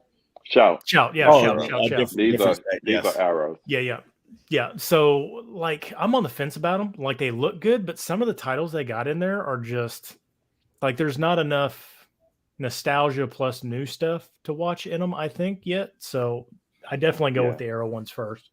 I canceled my pre-order and I said if it drops a little in price, like closer to 100, I might pick it up. Or if it's included on like a future shout sale, I might grab it because it's not going to change. You're not going to have to worry about not getting the slip cover or whatever in that Yeah. set. So I might pick it up later on, but I canceled my pre-order. Yeah. I decided to use that money elsewhere. People were worried about the Arrow box sets, like, oh, they're going to sell out. They're going to sell it. You can still find them today Yeah. for Yeah. 120 Yeah. bucks. It's not Columbia Classics Volume 1. Yeah. You're good. So Del, what you got? All right. So before I get into what I have, I do want to say, mention last summer I had an opportunity to see the 36 Chambers of Shaolin and 5 Deadly Venoms on a big screen. Local theater, Art House Theater was doing a martial arts celebration kind of deal. And they actually it had the Shaw Brothers version of the Shaw Scope set version that they were playing up on the screen. But it was cool because you got to see it up on a screen larger than my TV. And I had a blast. Me and my brother went out there and we had a good time watching both of those. All right. So I got some movies here that I pulled. I put some back because you guys mentioned them already. But one that I'm not really counting as a full martial arts mention, but I did want to bring up Michelle Yeoh because this movie doesn't really go in any category that we're talking about here because it's actually a superhero movie, but she does martial arts in it where she is Silverhawk.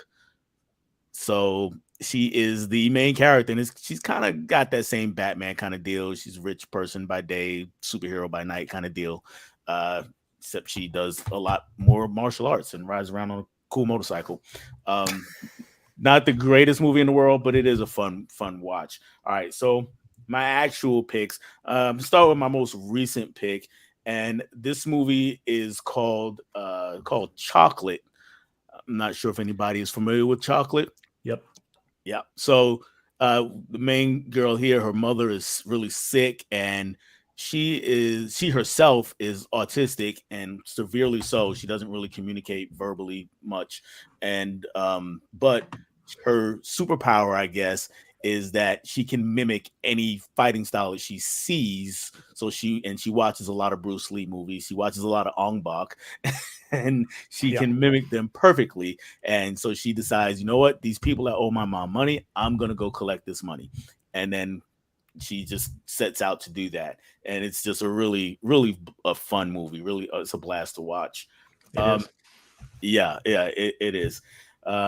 It's a highlight of it, not to spoil anything, but one of the highlights for me always, I already told you that she's severely autistic. One of her big fight scenes is against a kid who has Tourette's, and I didn't know I needed that in my life. Yeah.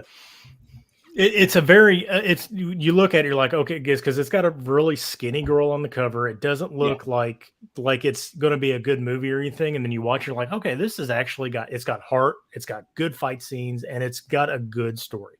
Yes, it does have a good story. All right. The next one we talked about doing martial arts movies in a beautiful way. Lots of great cinematography. This one came out, I want to say the year after Hero, maybe 2 years after Hero.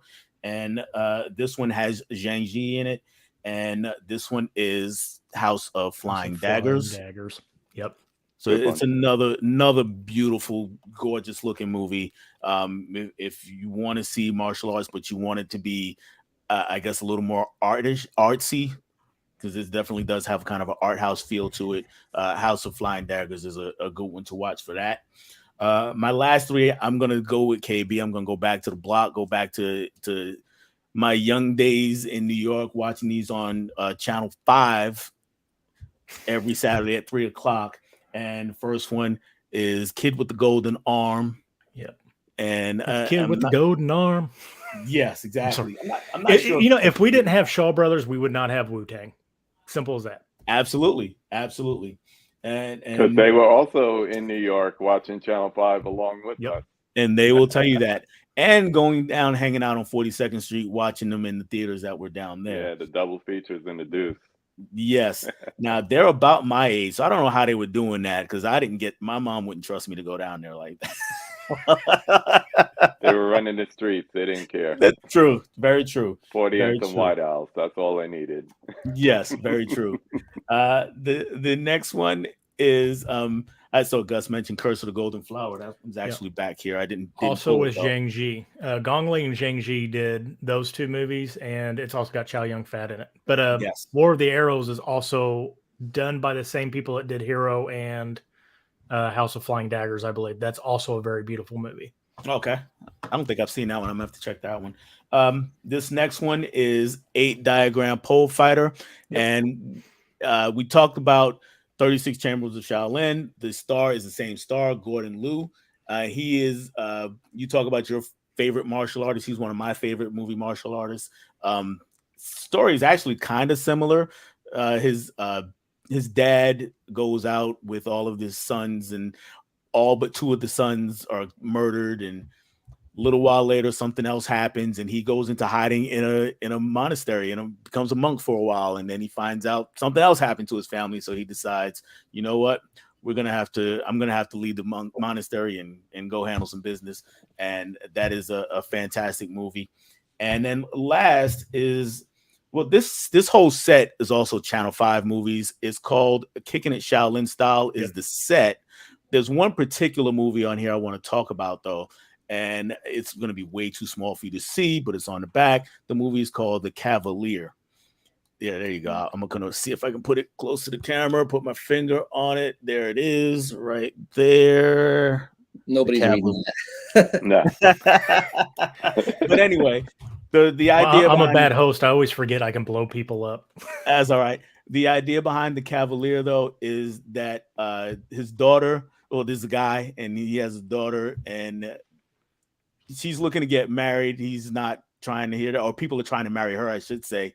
So he just starts taking her around town and is like, okay, if anybody who can beat her in a fight can marry her. That's the basis of the plot there. And some insane stuff happens. Some insane stuff happens in that movie. But, and of course, anything in one of these box sets, I didn't even mention Once Upon a Time in China with Jet Li. All of those movies are pretty good. And of course, the Shaw Scope and the Bruce Lee sets. Yeah. Once Upon a China, that's what I was thinking, because that's the story. He's the mythic folklore hero in all those movies. I forget what the guy's name is, though. I forgot his name too, but yeah. Does it say it on the back? I'm not really sure. Oh, it's got that really tiny print, but I can't read. I know. I need a magnifying glass like Tony. Yeah, I was getting ready to say the same thing. Yeah, I need one of Tony's magnifying glasses here. Wong Fel Hung. That's what I found. Found it. Yeah, Wei Feng Hung or whatever. Yeah. He's a definitely a one of the most recreated martial arts folklore people. There's a ton of people that's played that guy. Mm-hmm. All right, Ben, what you got for us? Clean us up on martial arts here. All right, just touching on some of what Del said, and I saw Culture Trini in the chats also give some love to The Kid with the Golden Arm. That's one in the Shaw Scope Volume 2 set that I haven't watched yet, but I'm definitely going to move that up on my list for sure. And another one is one that I don't own, 8 Diagram Pole Fighter. I was watching a YouTube video with one of the guys from Wu-Tang. And I forget which one it was, but he was listing all of his influences in martial arts cinema.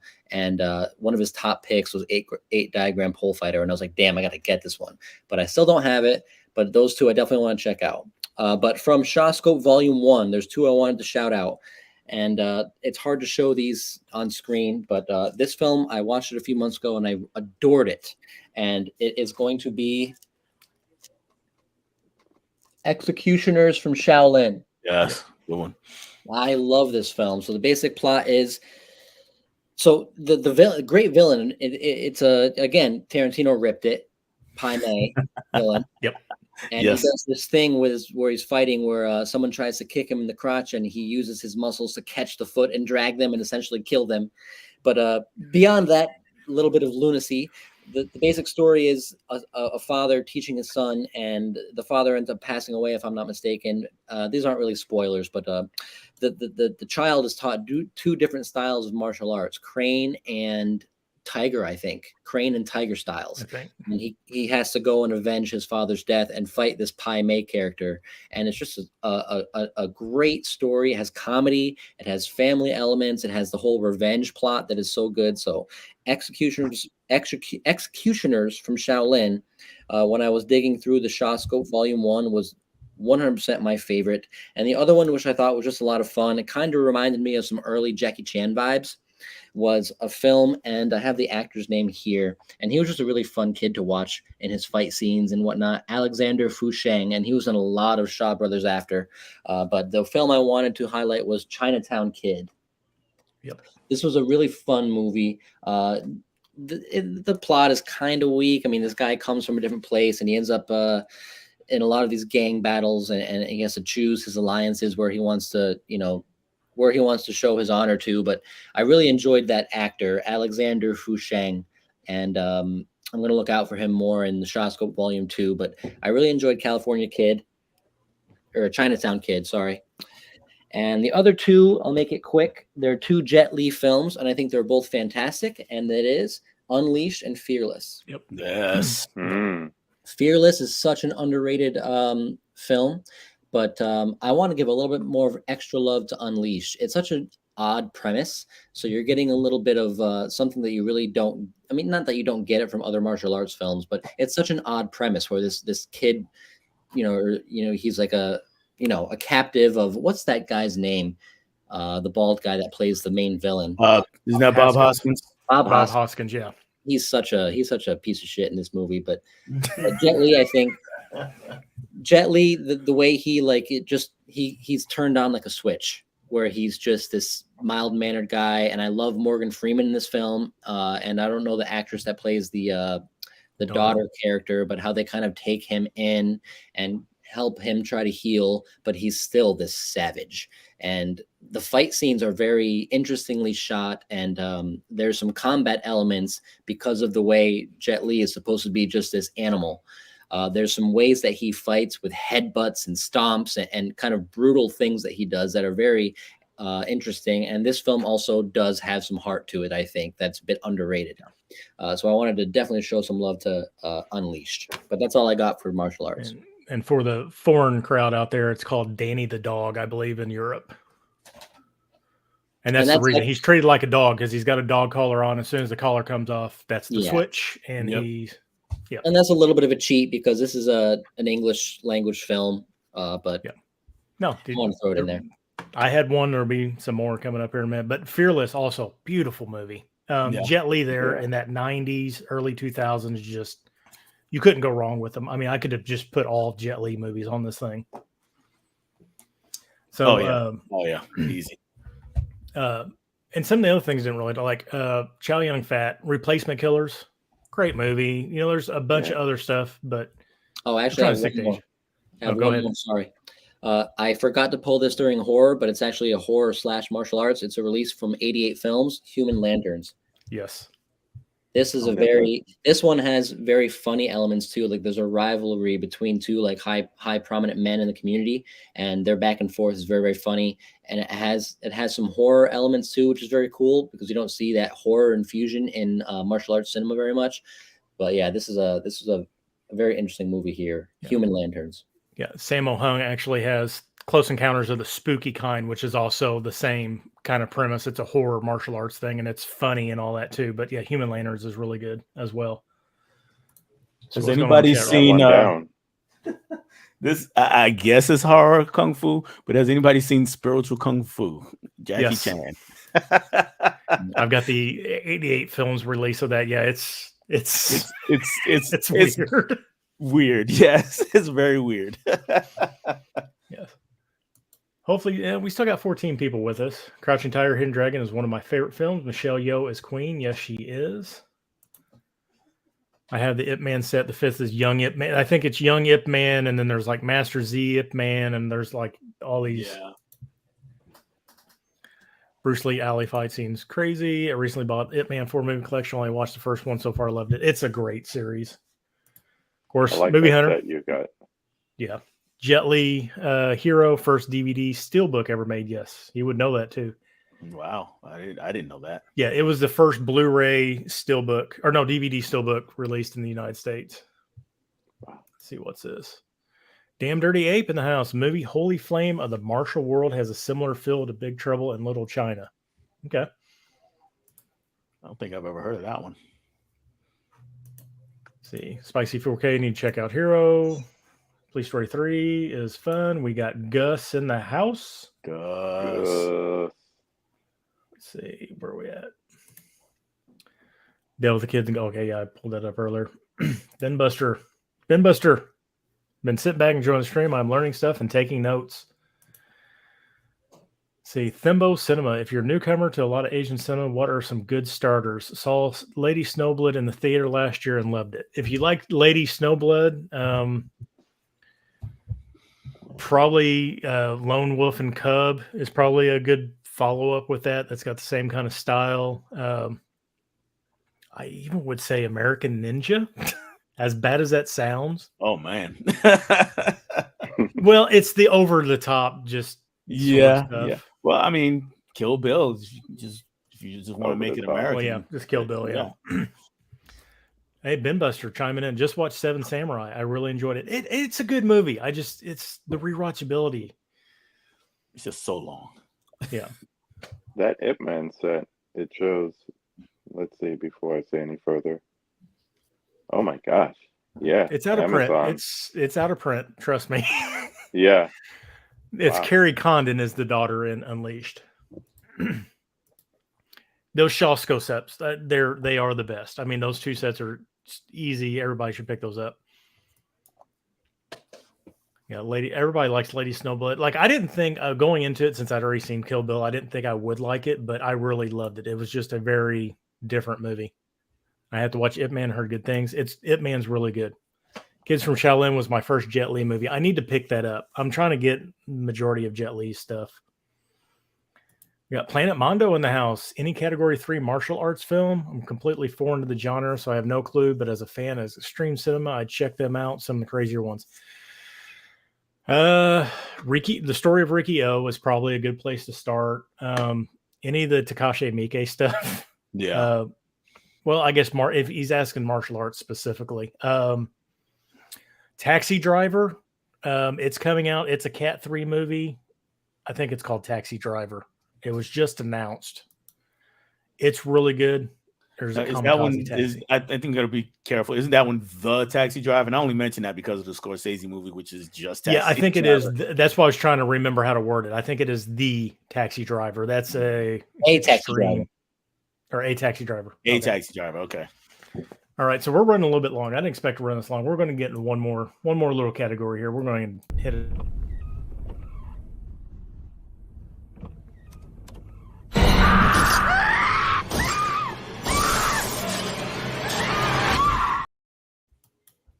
I've seen this movie 3 times now, and I still jump every time at that scene. It's a good scene. So drama thriller. Yes. Drama thriller is going to be the biggest thing. A lot of this stuff's going to be out of South Korea. You guys are going to see real quick. South Korea is just insane with their movies. The endings are great. I found so much this week. I found so much, and a lot of what I found came out in the past like 4 years. Yes. Yeah, I would say probably the last 10 years have been the prime South Korean just explosion. I mean, you can go back 15 years to find some really, really good stuff, like especially like the early Park Chan-wook stuff and stuff like that. But I don't even know how to go about this. We'll go ahead. We already said Bong Joon-ho, but we'll go ahead and mention Parasite, get that right off the bat. Every American in this stream that's going to watch this stream on the replay, if you have not seen Parasite, go watch Parasite, for Christ's sake. It won an award for a reason. People say it's overrated, but I don't care. It's a damn good movie. Also, Memories of Murder. It's got a Criterion release. Is that the one that's got the? Yeah. Thank you, guys. Yeah. Because there's Memories of Murder, and then there's Memoirs of a Murderer that I get confused whenever I'm talking about it. But Memories of Murder, insanely good as to. I mean, Bong Joon-ho, great person. Anybody got thoughts on Bong Joon-ho? Can't admit. I mean, I think my least favorite Joon-ho is probably Okja. Yeah. But that's still good. It's still good. Yeah. I enjoy Okja. Okja's good. Yeah. I love everything else from him more. I don't want to steal anyone's picks coming up. I know it's not my turn yet, so I'll stop it. But Parasite is fantastic. Yes. Fantastic. You mentioned any Americans who are going to watch this, or anybody who's going to watch it should be watching Parasite. I'll say try not to go in with too many preconceived notions, because and I talked about it earlier. Ryan, you talked about it earlier. KB, it's one of those movies where genre switches happen. Yeah, sure. By the genre at the end is not the genre you start with. Nope. I mean, it's kind of, you could almost throw it into horror, but it's really not. It is more of a drama thriller, but there's a lot of comedy too. Yeah. It throws a lot of stuff in there. And that's the one thing too. When we're talking about specifically South Korean movies, we may have these in the thriller drama, but they do encompass a lot of stuff, and you never know what you're going to expect watching these movies. One thing that I did not expect. I love this movie. This movie is 3 hours long, and I will gladly watch it several times, but that is Drive My Car. Yep. There is so much going on in this movie, and they use so many different languages. They use sign language, Mandarin, Chinese, Korean, English, Tagalog, Indonesian. They use like 9 different, and English and everything else. But it's basically this playwright that was in a play has been summoned to go to this theater to put on the play that he knows so well, and he's got to hire the people on it. And there's just this backstory, and he has this classic car, and he don't want anybody to drive it, but they're like, no, we're going to hire you a driver. And there's a sub story with him and the driver, and just this movie is beautiful. Like, it really makes you not complicate. Just think about little things in life and all that. But Decision to Leave, I highly recommend. Criterion Sale's coming up next month. Pick it up. I need to pick up Wheel of Man or Woman in Fantasy is another one of his movies that's supposed to be really good, but it's also 3.5 hours long. But it does not feel like a 3.5 hour long movie. I gave Seven Samurai shit for being 3.5 hours long, and now I'm telling you to go watch a 3.5 hour long movie. But you get so much more out of this movie. It's beautiful. I will say this in defense of what you were saying before. This is the difference with Drive My Car.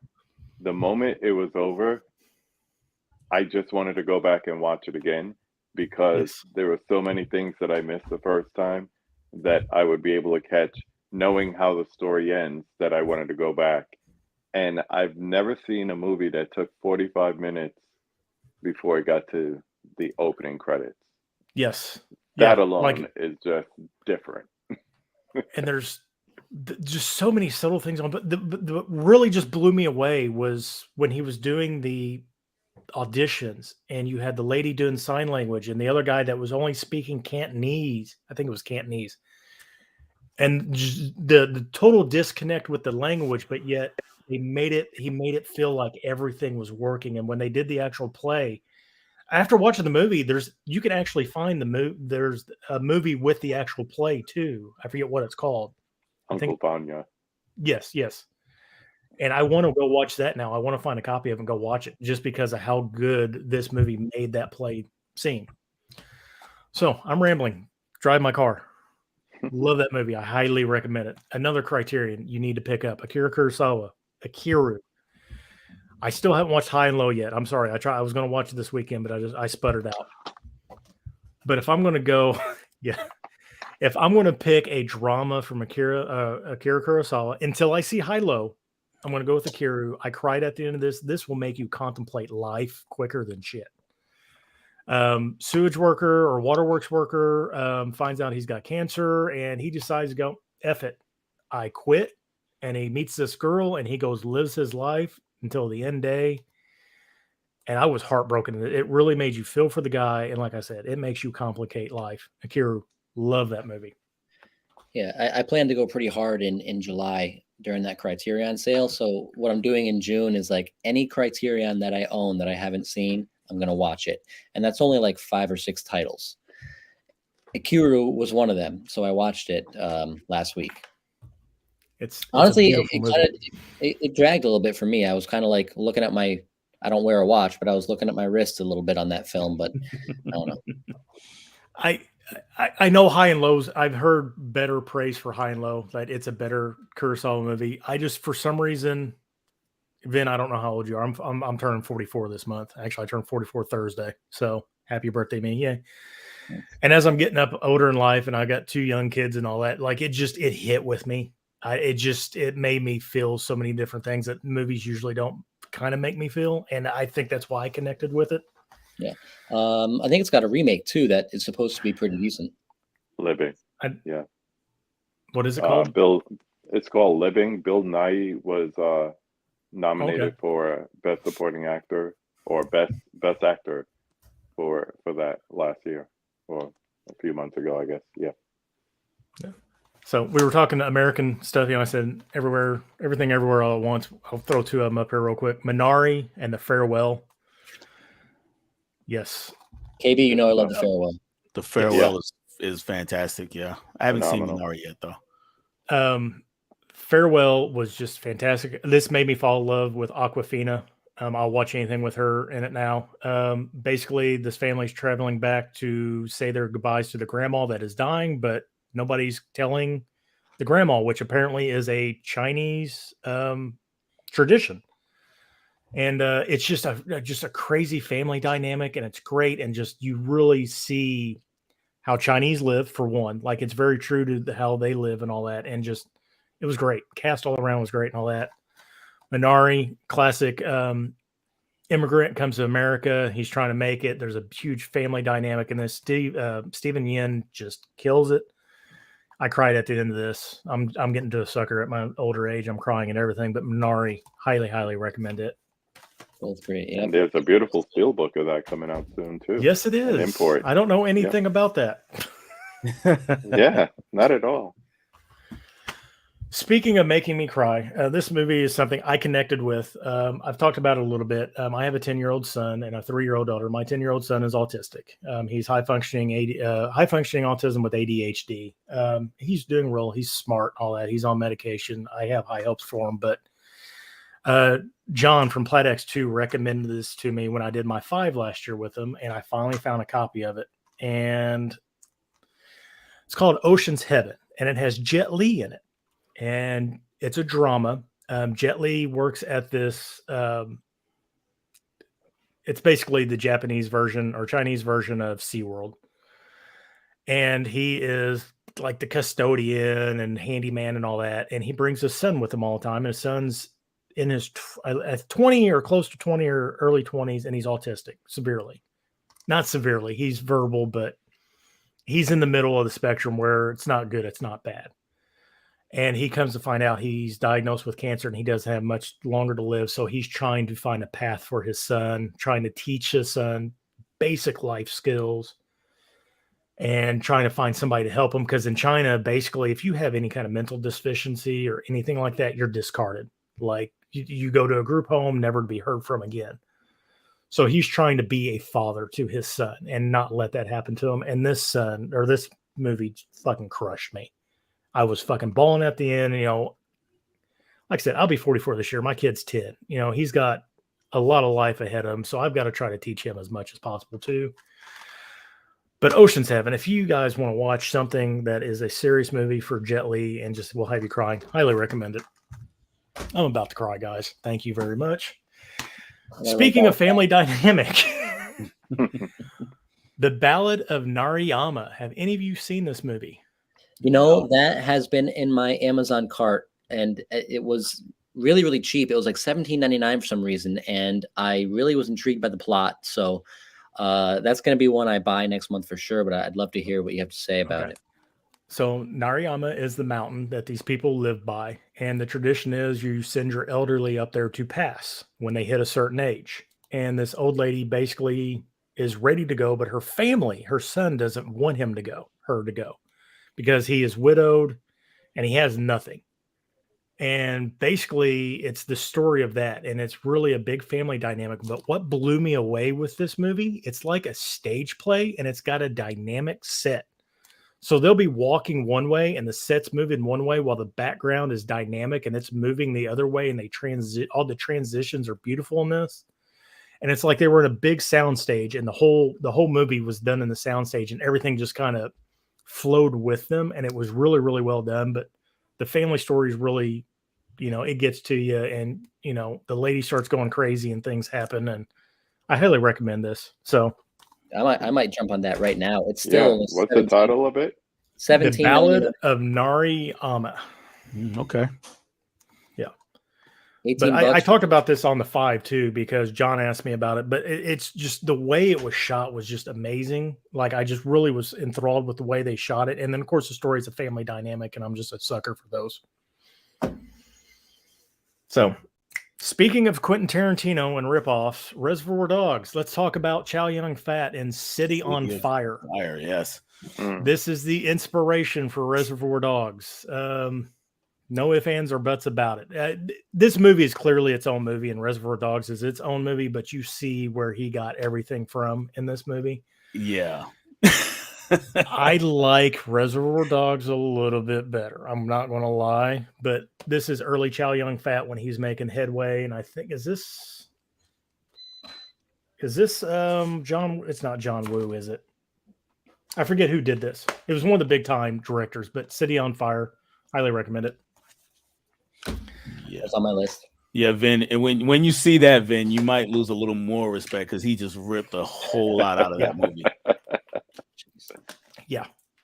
But he was smart about it. Back in the day, he was like, nobody's watching Asian cinema, man. I want to rip all this stuff. And now we're doing this stuff and we can talk about it. But speaking of Chow Yun-Fat and John Woo, like I said, Karate Kid got me into Jackie Chan. My buddy got me some bootleg VHS of these two movies. And this is what started me like hardcore. Chow Yun-Fat, John Woo, The Hard Boiled and The Killer. Two of my favorite movies. I love Hard Boiled more because I seen it first. The Killer is a better movie all around because it's got a more filled out story. But Hard Boiled, you've got a 13-minute long, just straight shootout in a hospital that is insane. And The Killer is just an insane. You see the doves fly in the tea house. Chow Yun-Fat movie. And that shootout includes a baby. Yes. And Vin, have you seen either one of these? Because KB, I know you have. Those ones are I have not. So that's going to be on my list now too. Yo, Matt, where my killer tape at? Yeah. So these are hard to find. So these are the best representation we have in America, or the Dragon Dynasty ones. The DVD and the Blu-ray, there's almost no quality difference between the two of them.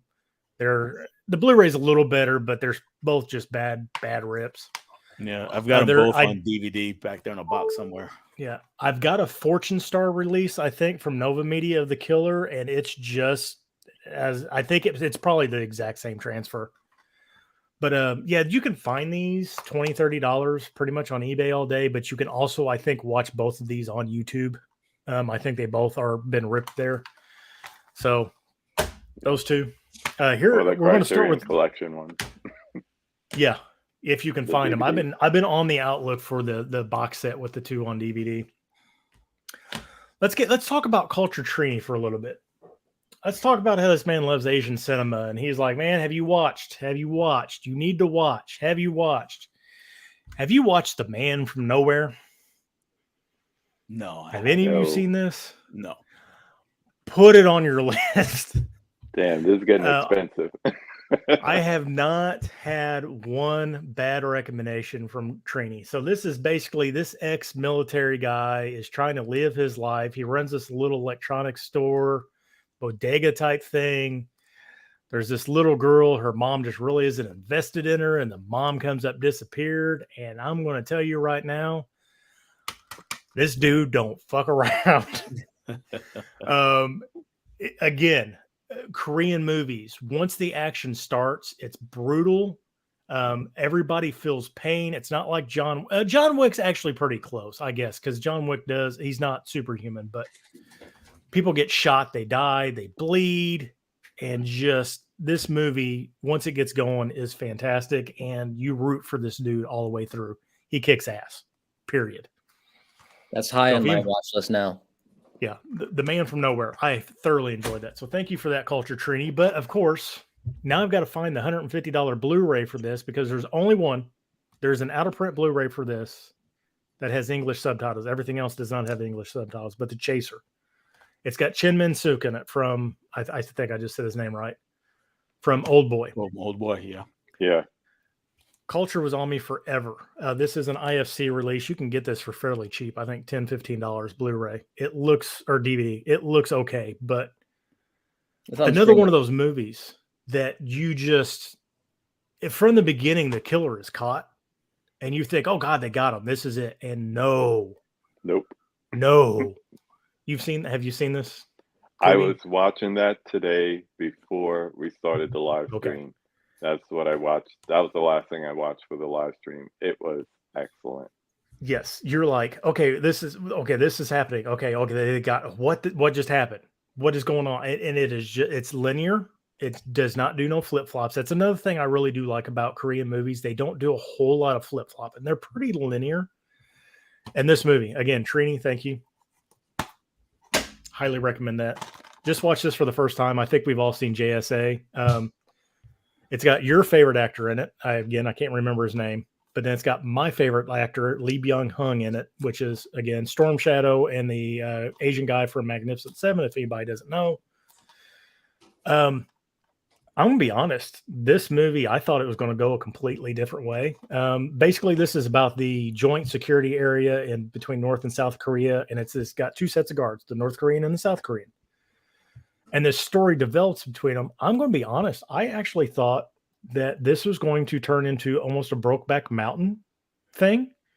And there was going to be a romance between the 2 main guys here. And then they were going to get found out. And that's what was going to happen with the story. Because I really thought it was leading that way. And I was not going to be mad because they did this movie so well. And then shit hits the fan. And it is just a really, really well done military thriller. So I'd like to hear your all thoughts on that. If I wasn't too out of the box with my thoughts on it. Oh, that's one I have it, and I tried to watch it, and I fell asleep. And not saying it was boring, but sometimes we're tired, we fall asleep.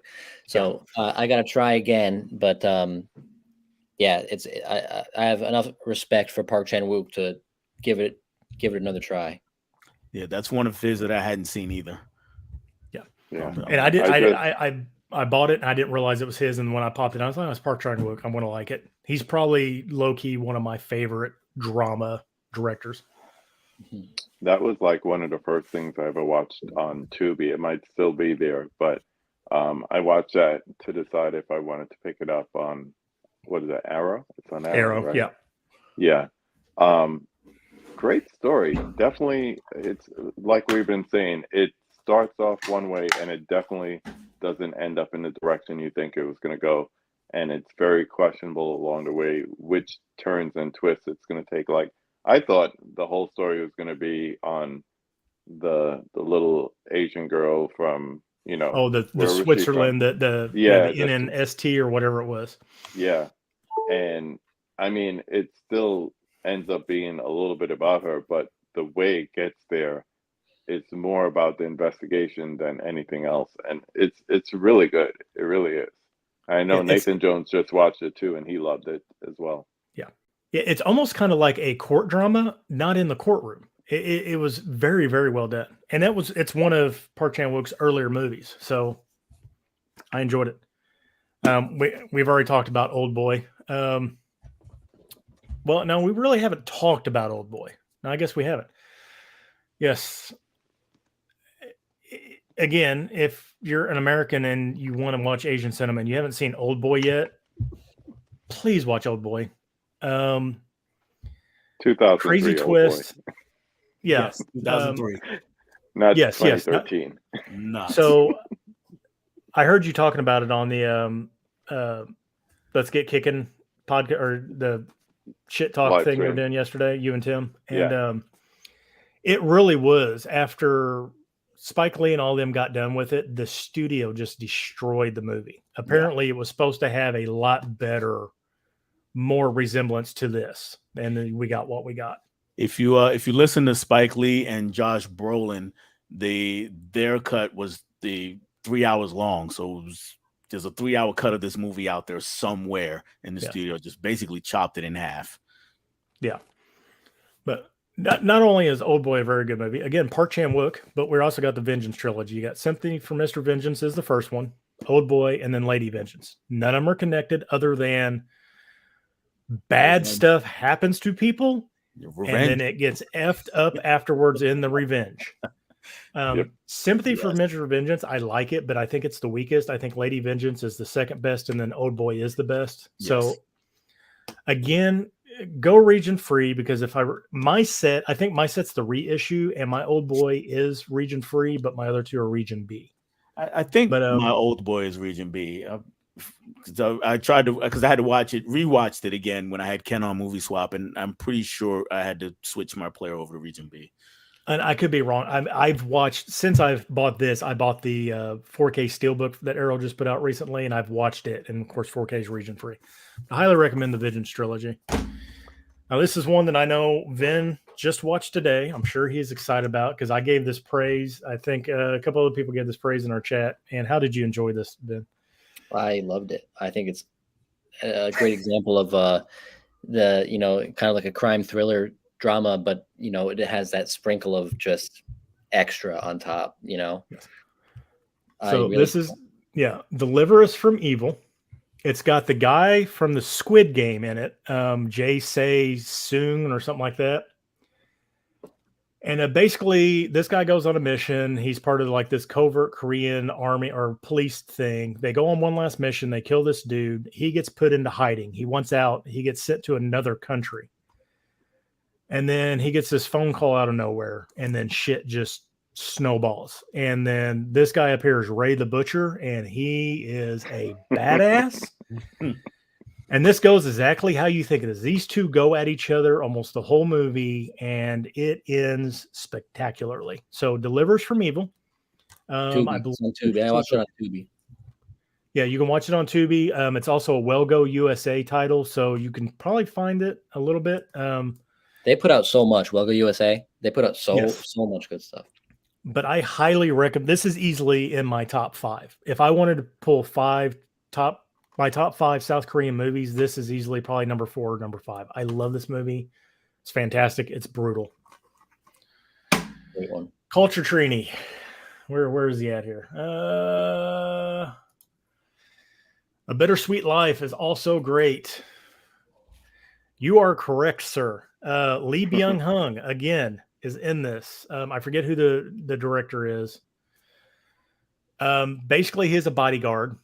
He is told to spy on his boss's wife to see if she's cheating on him. He does it. Something happens, and he's on the run. And once he goes on the run, you want to talk about brutality.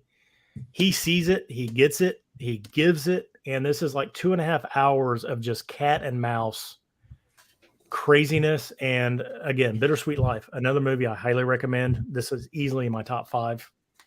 And of course, we got a very exclusive Bud Blue.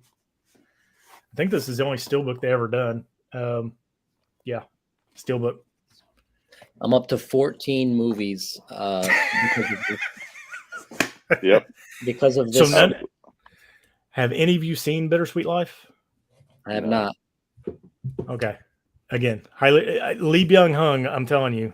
I mean, if you've seen I Saw the Devil, he's also in I Saw the Devil. He's the opposite of Chin Min-suk, but he is just a cold-blooded, just dark-eyed, he's like the classic Steve McQueen, only of death in Korean cinema, I think. But Bittersweet Life. Highly recommend it. And I just announced it. I think everybody needs to see this movie. If you haven't, I Saw the Devil. Great. That's a I'm not even. fantastic movie. Yes. Mine is still in my mailbox. DVD here, DVD. Mine is still at my friend's house forever. Yes. I can't. If you've seen Old Boy, like this trumps Old Boy for me, but Old Boy just is so classic of a movie, and it's a different type of movie. This is just straight up revenge. And again, cat and mouse, like they catch the killer, they let the killer go. They're trying to figure stuff out. And this dude is toying with this dude is toying with the other dude. There's fight scenes, there's torture, there's blood, there's murder. Yeah, I don't know how much figuring out there is. There's not a whole lot of figuring out. No, but this movie so the intro I played is from the beginning of this movie.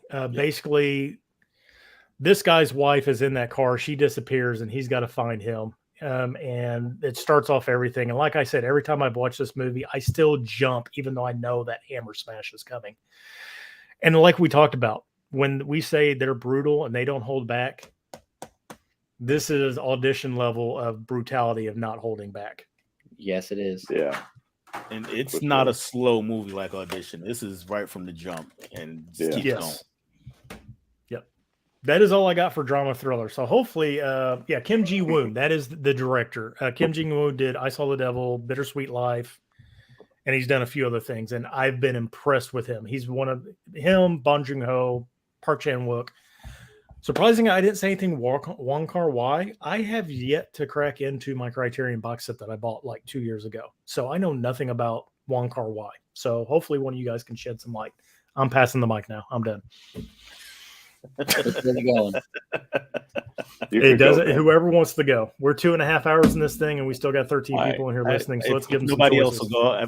If it's all right with everybody, I'll go next. Then go for it. That's cool. All right. So this movie doesn't really fit drama thriller, but I didn't really have anywhere else to put it. And it's another movie I just watched, and I had a lot of fun watching it. And that is The Good, the Bad, the Weird. And Kim Ji-woon. Yes. Yeah. It's Western parody almost. It's this guy, he's hired by somebody to go find this map. Well, get the map back from someone who stole it.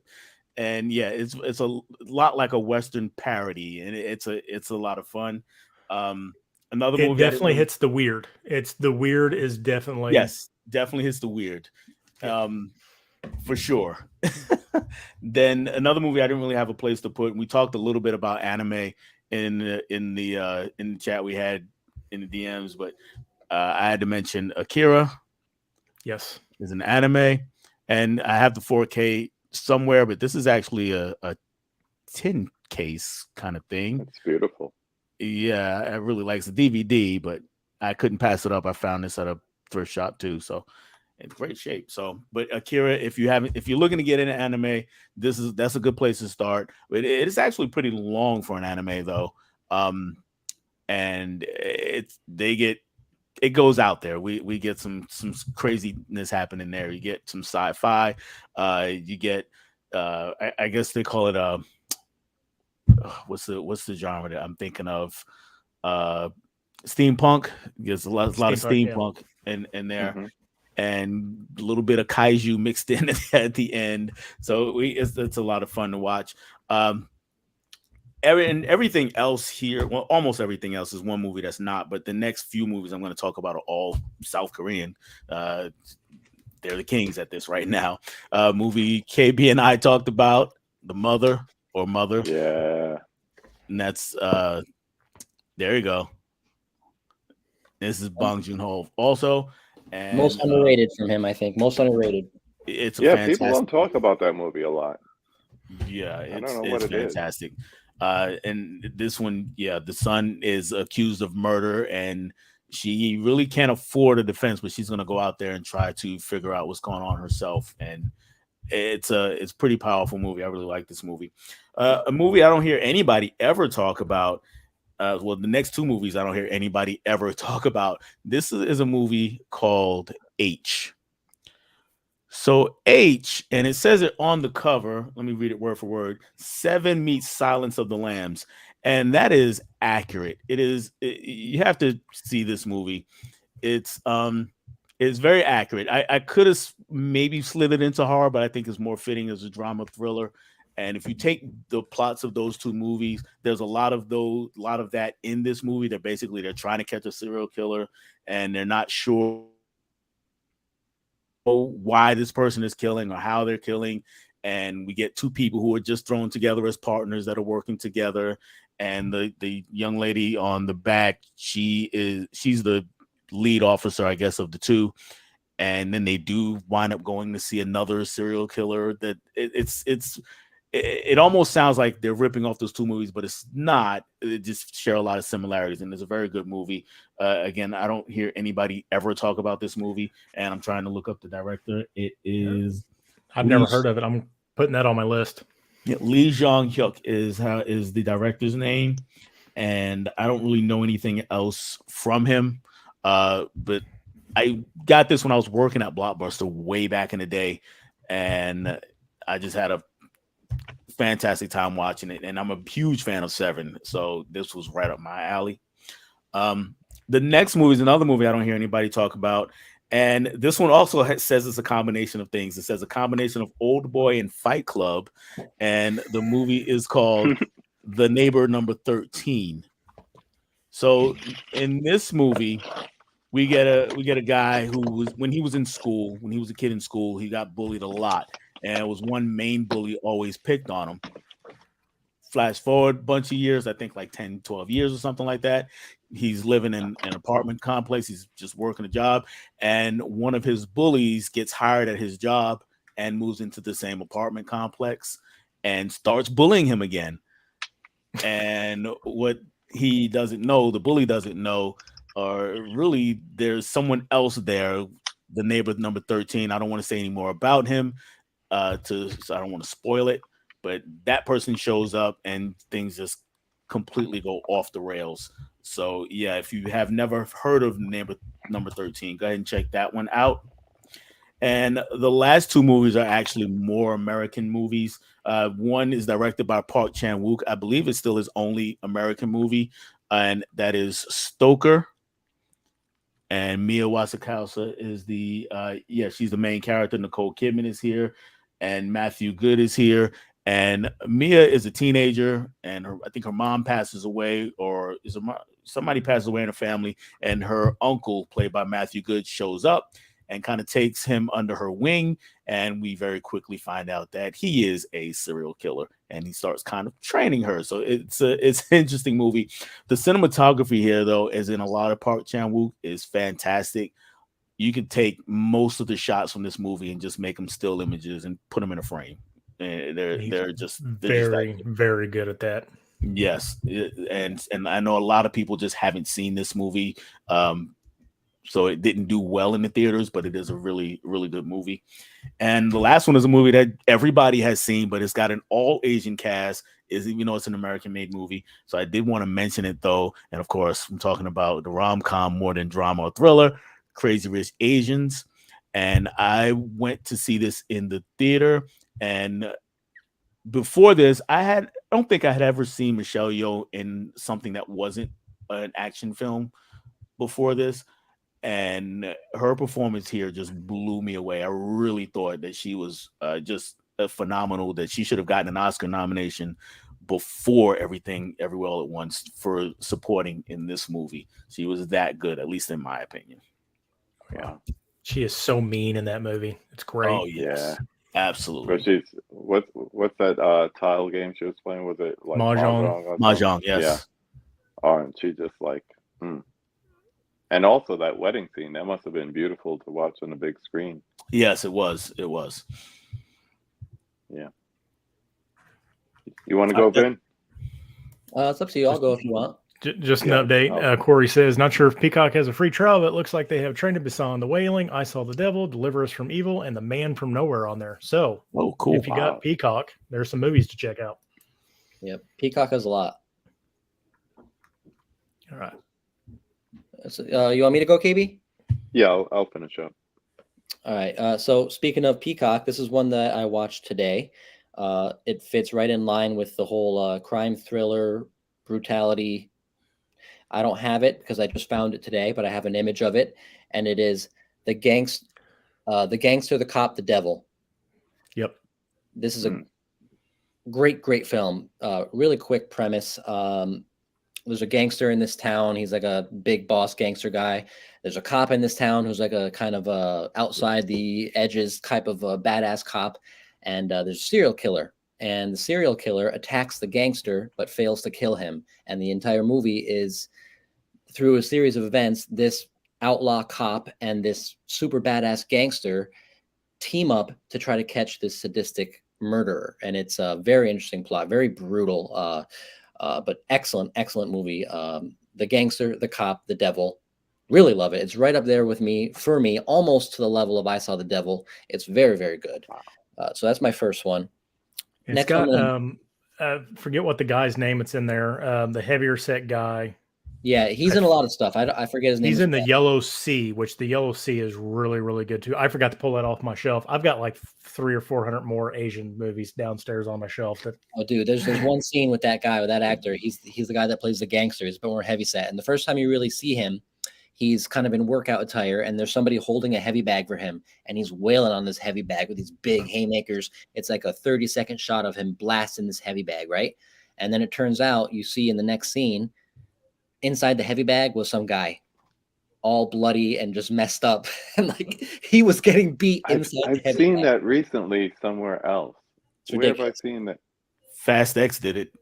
Yeah, that's where I just saw it. This did it Jason first. Statham. I haven't seen Fast X, but I'm gonna go ahead and say this probably did it better. Ma Dong Siak. He was also on Train to Busan. He was in the Internals. The Good and the Bad and the Weird. He was not in the Yellow Sea, or was he in the Yellow Sea? I know who you're talking about now. Yeah, he's a very good actor, and he's in a ton of really good Korean movies. It's hard to see his face really, but you can get an idea. Yeah. There. Oh yeah. The dad from the soon to be dad from Train to Busan. Yes. I'm gonna knock out a few titles here. Now, all of these three films are from the same director, Lee Chang-dong, and he's one of the reasons I fell so deep down the South Korean rabbit hole recently. And that is here. You have we'll start here, Secret Sunshine. This movie is You're gonna be happy. Yeah, This movie good is one. probably my favorite of the three that I'm going to mention here. It's a fantastic film, absolutely fantastic. If you don't have it, Criterion sales coming up next month. Just buy it. Yeah. I Next think I one might is Poetry. This is another excellent film. This one I have recommended on my channel multiple times. All of these I've recommended on my channel multiple times. Another fantastic film from Lee Chang-dong. These are all like family-based drama films. And the last one is Burning, which has Stephen Yeun from The Walking Dead in it. This one is a little bit easier watch. The other two are fairly heavy watches, not in a violent sense, but just a lot of emotions and a lot of drama going on. But overall, these are three films by Lee Chang-dong, who is easily one of my favorite directors, period, working today. I have to find more from him, but he's an absolute master director. So any of these, if you have them, if you don't, seek them out. Love them. I've only seen Poetry, but that is phenomenal. And and we talked earlier about there are no happy endings in Korean movies. We could debate whether or not that's a happy ending with Poetry, but it is phenomenal. True. So Questionable. Culture Trini has pushed Secret Sunshine a lot. He actually, when I back in November Criterion sale, I asked for recommendations and he recommended it. I picked it up. I need to watch it still. What was the movie I just watched the other day that he also did? Afterlife. Is that his also? Oh, that's okay. That's a different one. Koreeda. Yeah. But moving on. Oh, sorry. You're gonna say something? No. Yeah, go ahead. This one I got in a Kino sale, and it is Beasts Clawing at Straws. This is a really, really fun movie. Going back to the vein of kind of violent crime thriller type movies. This is one of those films where there's 3 different storylines and they all kind of intertwine and intermingle. 3 different storylines where it's all based around money and greed. And it's just a fantastic film, crime, thriller, drama. It's a great one. Beasts Clawing at Straws. Very, very, very good. I think this is on Tubi as well. My last couple here. This is another Criterion release from Sean Baker. He actually co-directed it with Shin Ching Sao, and it is Takeout.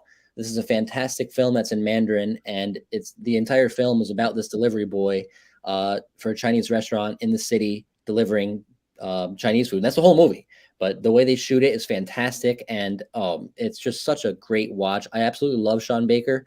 Everything most of the things he's done, I really love, and this is no exception. So again, another Criterion recommendation: Takeout. I just watched that a couple of weeks ago and thoroughly impressed. Happy ending, sort depending of. on how you want to look at the situation. Yeah, but Darkly happy. I mean, yeah. And then I have 2 more. One more from the Criterion Collection, filled by Edward Yang, another Mandarin release here. Yi Yi.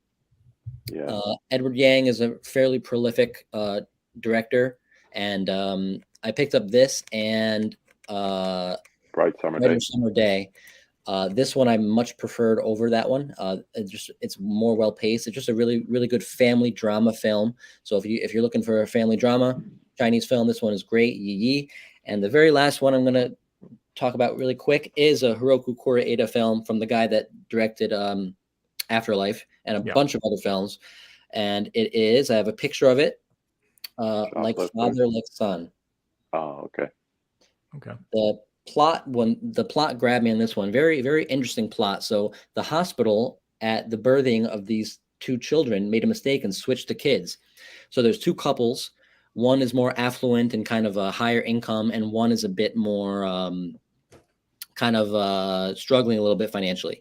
And they find out after like 7 or 8 years that they were raising a kid that was not biologically theirs. So the hospital calls them, informs them of the mistake, and then these 2 families have to come together and decide what the hell to do. Do we switch the kids back after 8 years of raising and loving these children, or do we keep them where they are? And it's all about these 2 families trying to navigate that situation and trying to figure out where their heart lies and what they're going to do with the fact that they have this child they never met biologically, but they also have this child that they've raised and loved as their own for 7 or 8 years. And it's like, what would you do in that situation? And it was very interesting and well done. And that was one of the first films from Koreeda I found that I really, really enjoyed. And that sent me down his rabbit hole where I've found a bunch from him. But that one is another one I think is on Tubi. Tubi is low key like a killer's service. You can get so much on Tubi. Yeah. I have so much more stuff to buy after this stream. I stopped counting.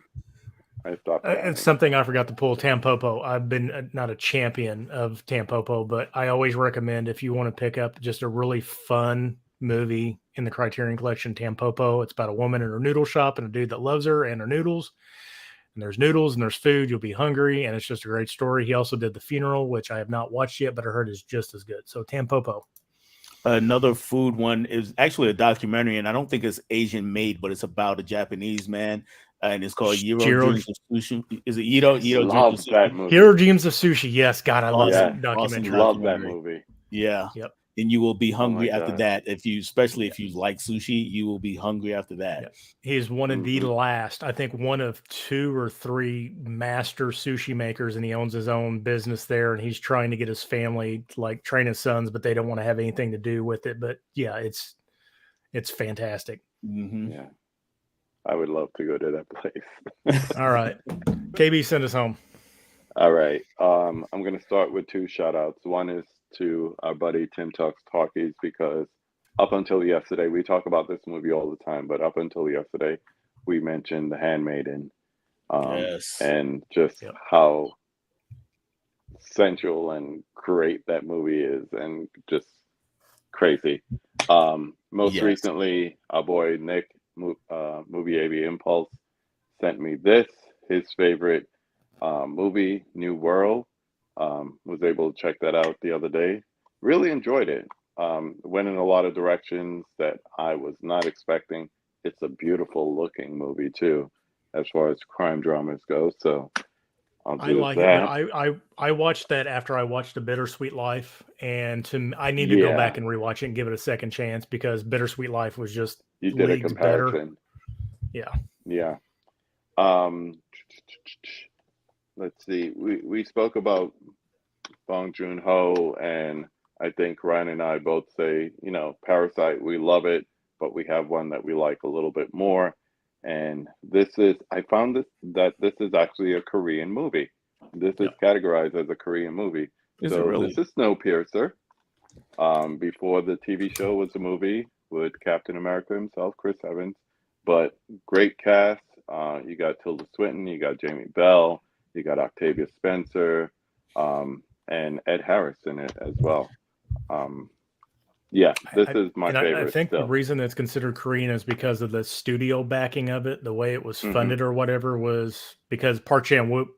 They were like, okay, Park Chan-wook's going to do this, but he's got to have his creative people on there. So it's an American made movie, but it's financed by Korea or something like that.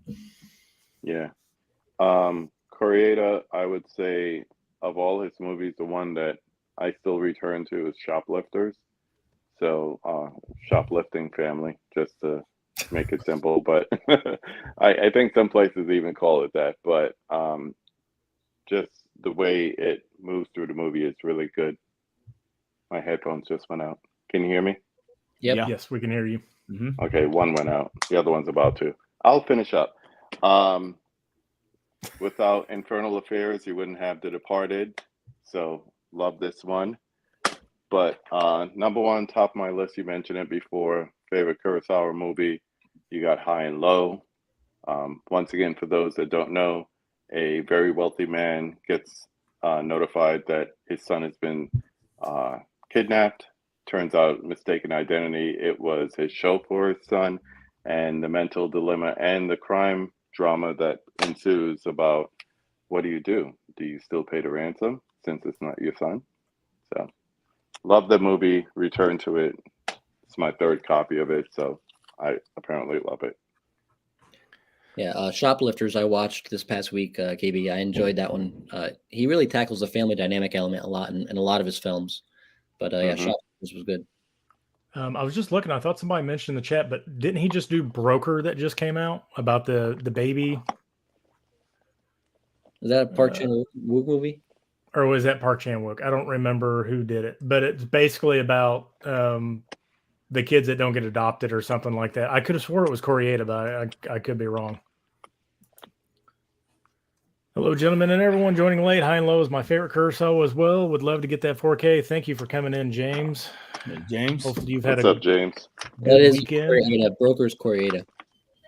Okay, yeah. So it just came out like within like the last couple of weeks. I think it was Mubi maybe have given it. I still need to watch Decision to Leave too, Oh, which is I will mention one more because once again we're talking all this Asian movies, but you also have to consider movies like RRR to be Asian as well, and I just think the fantastical part of that movie is just amazing, and it's one that I've watched a few times despite the runtime since it's come out. So I love that movie too. I still need to see it. I haven't watched it yet. It's like you'll get into it and it'll be like, do I really want to watch this? And you start watching and you're like, this is like insanely good.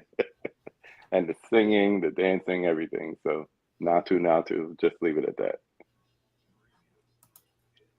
what'd you pull out there, Ben? I seen you sneak away for something. Oh, in the same vein as it's not Korean or Japanese or Chinese, but it's a Persian film called Taste of Cherry. Has anyone heard of this? Yep. Yes.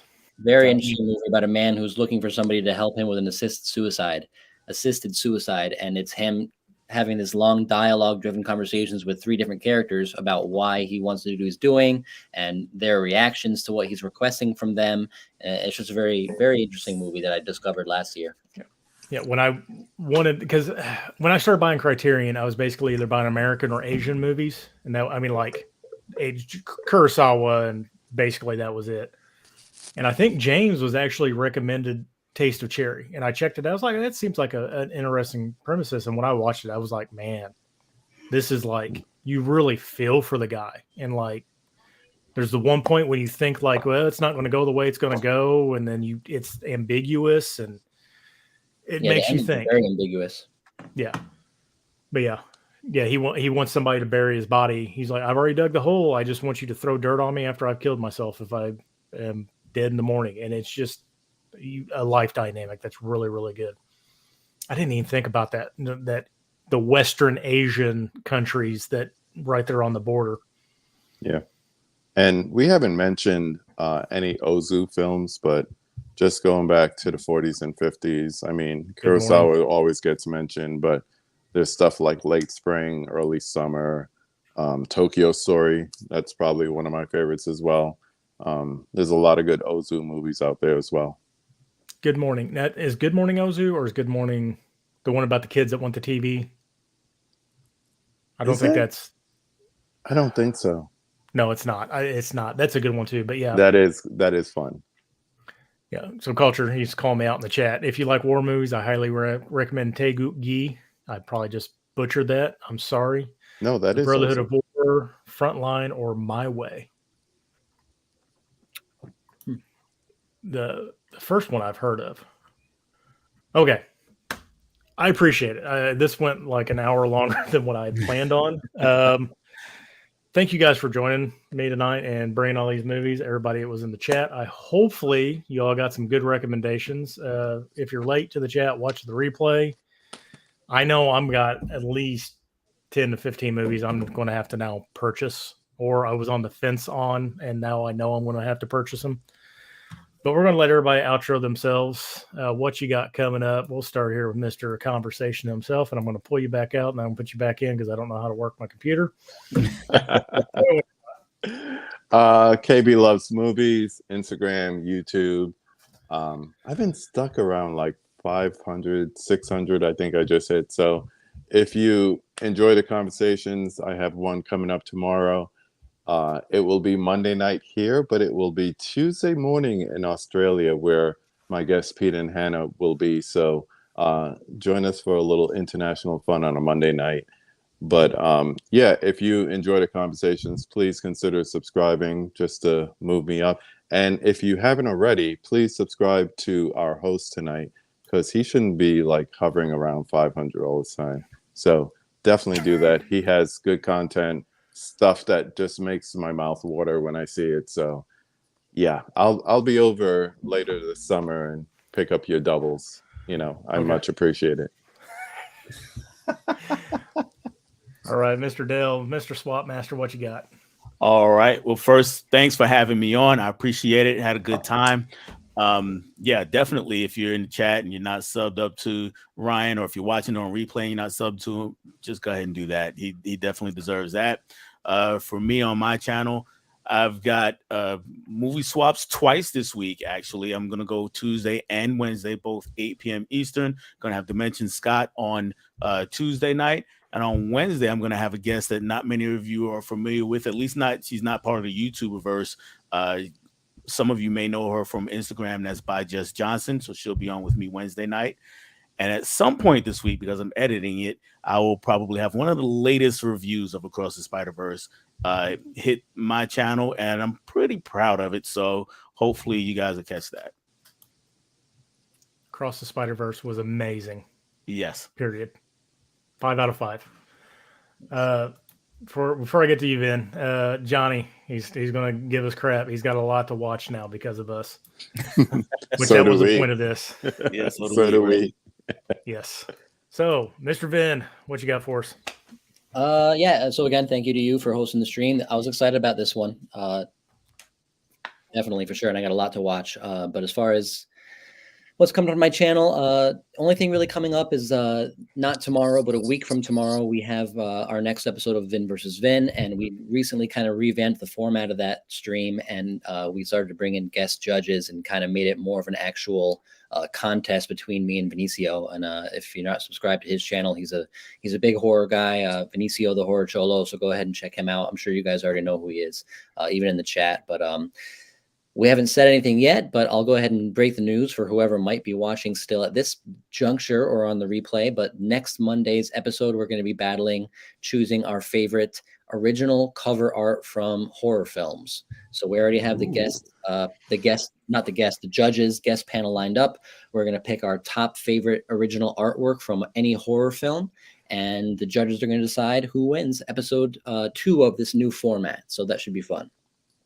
Yes, Nice. I checked out the new format the other day. It was pretty awesome. Thank you. I caught the live stream. I'm usually in bed by 8 o'clock my time, which it's 9:49 now because I got to get up at work at like 3:30 in the morning.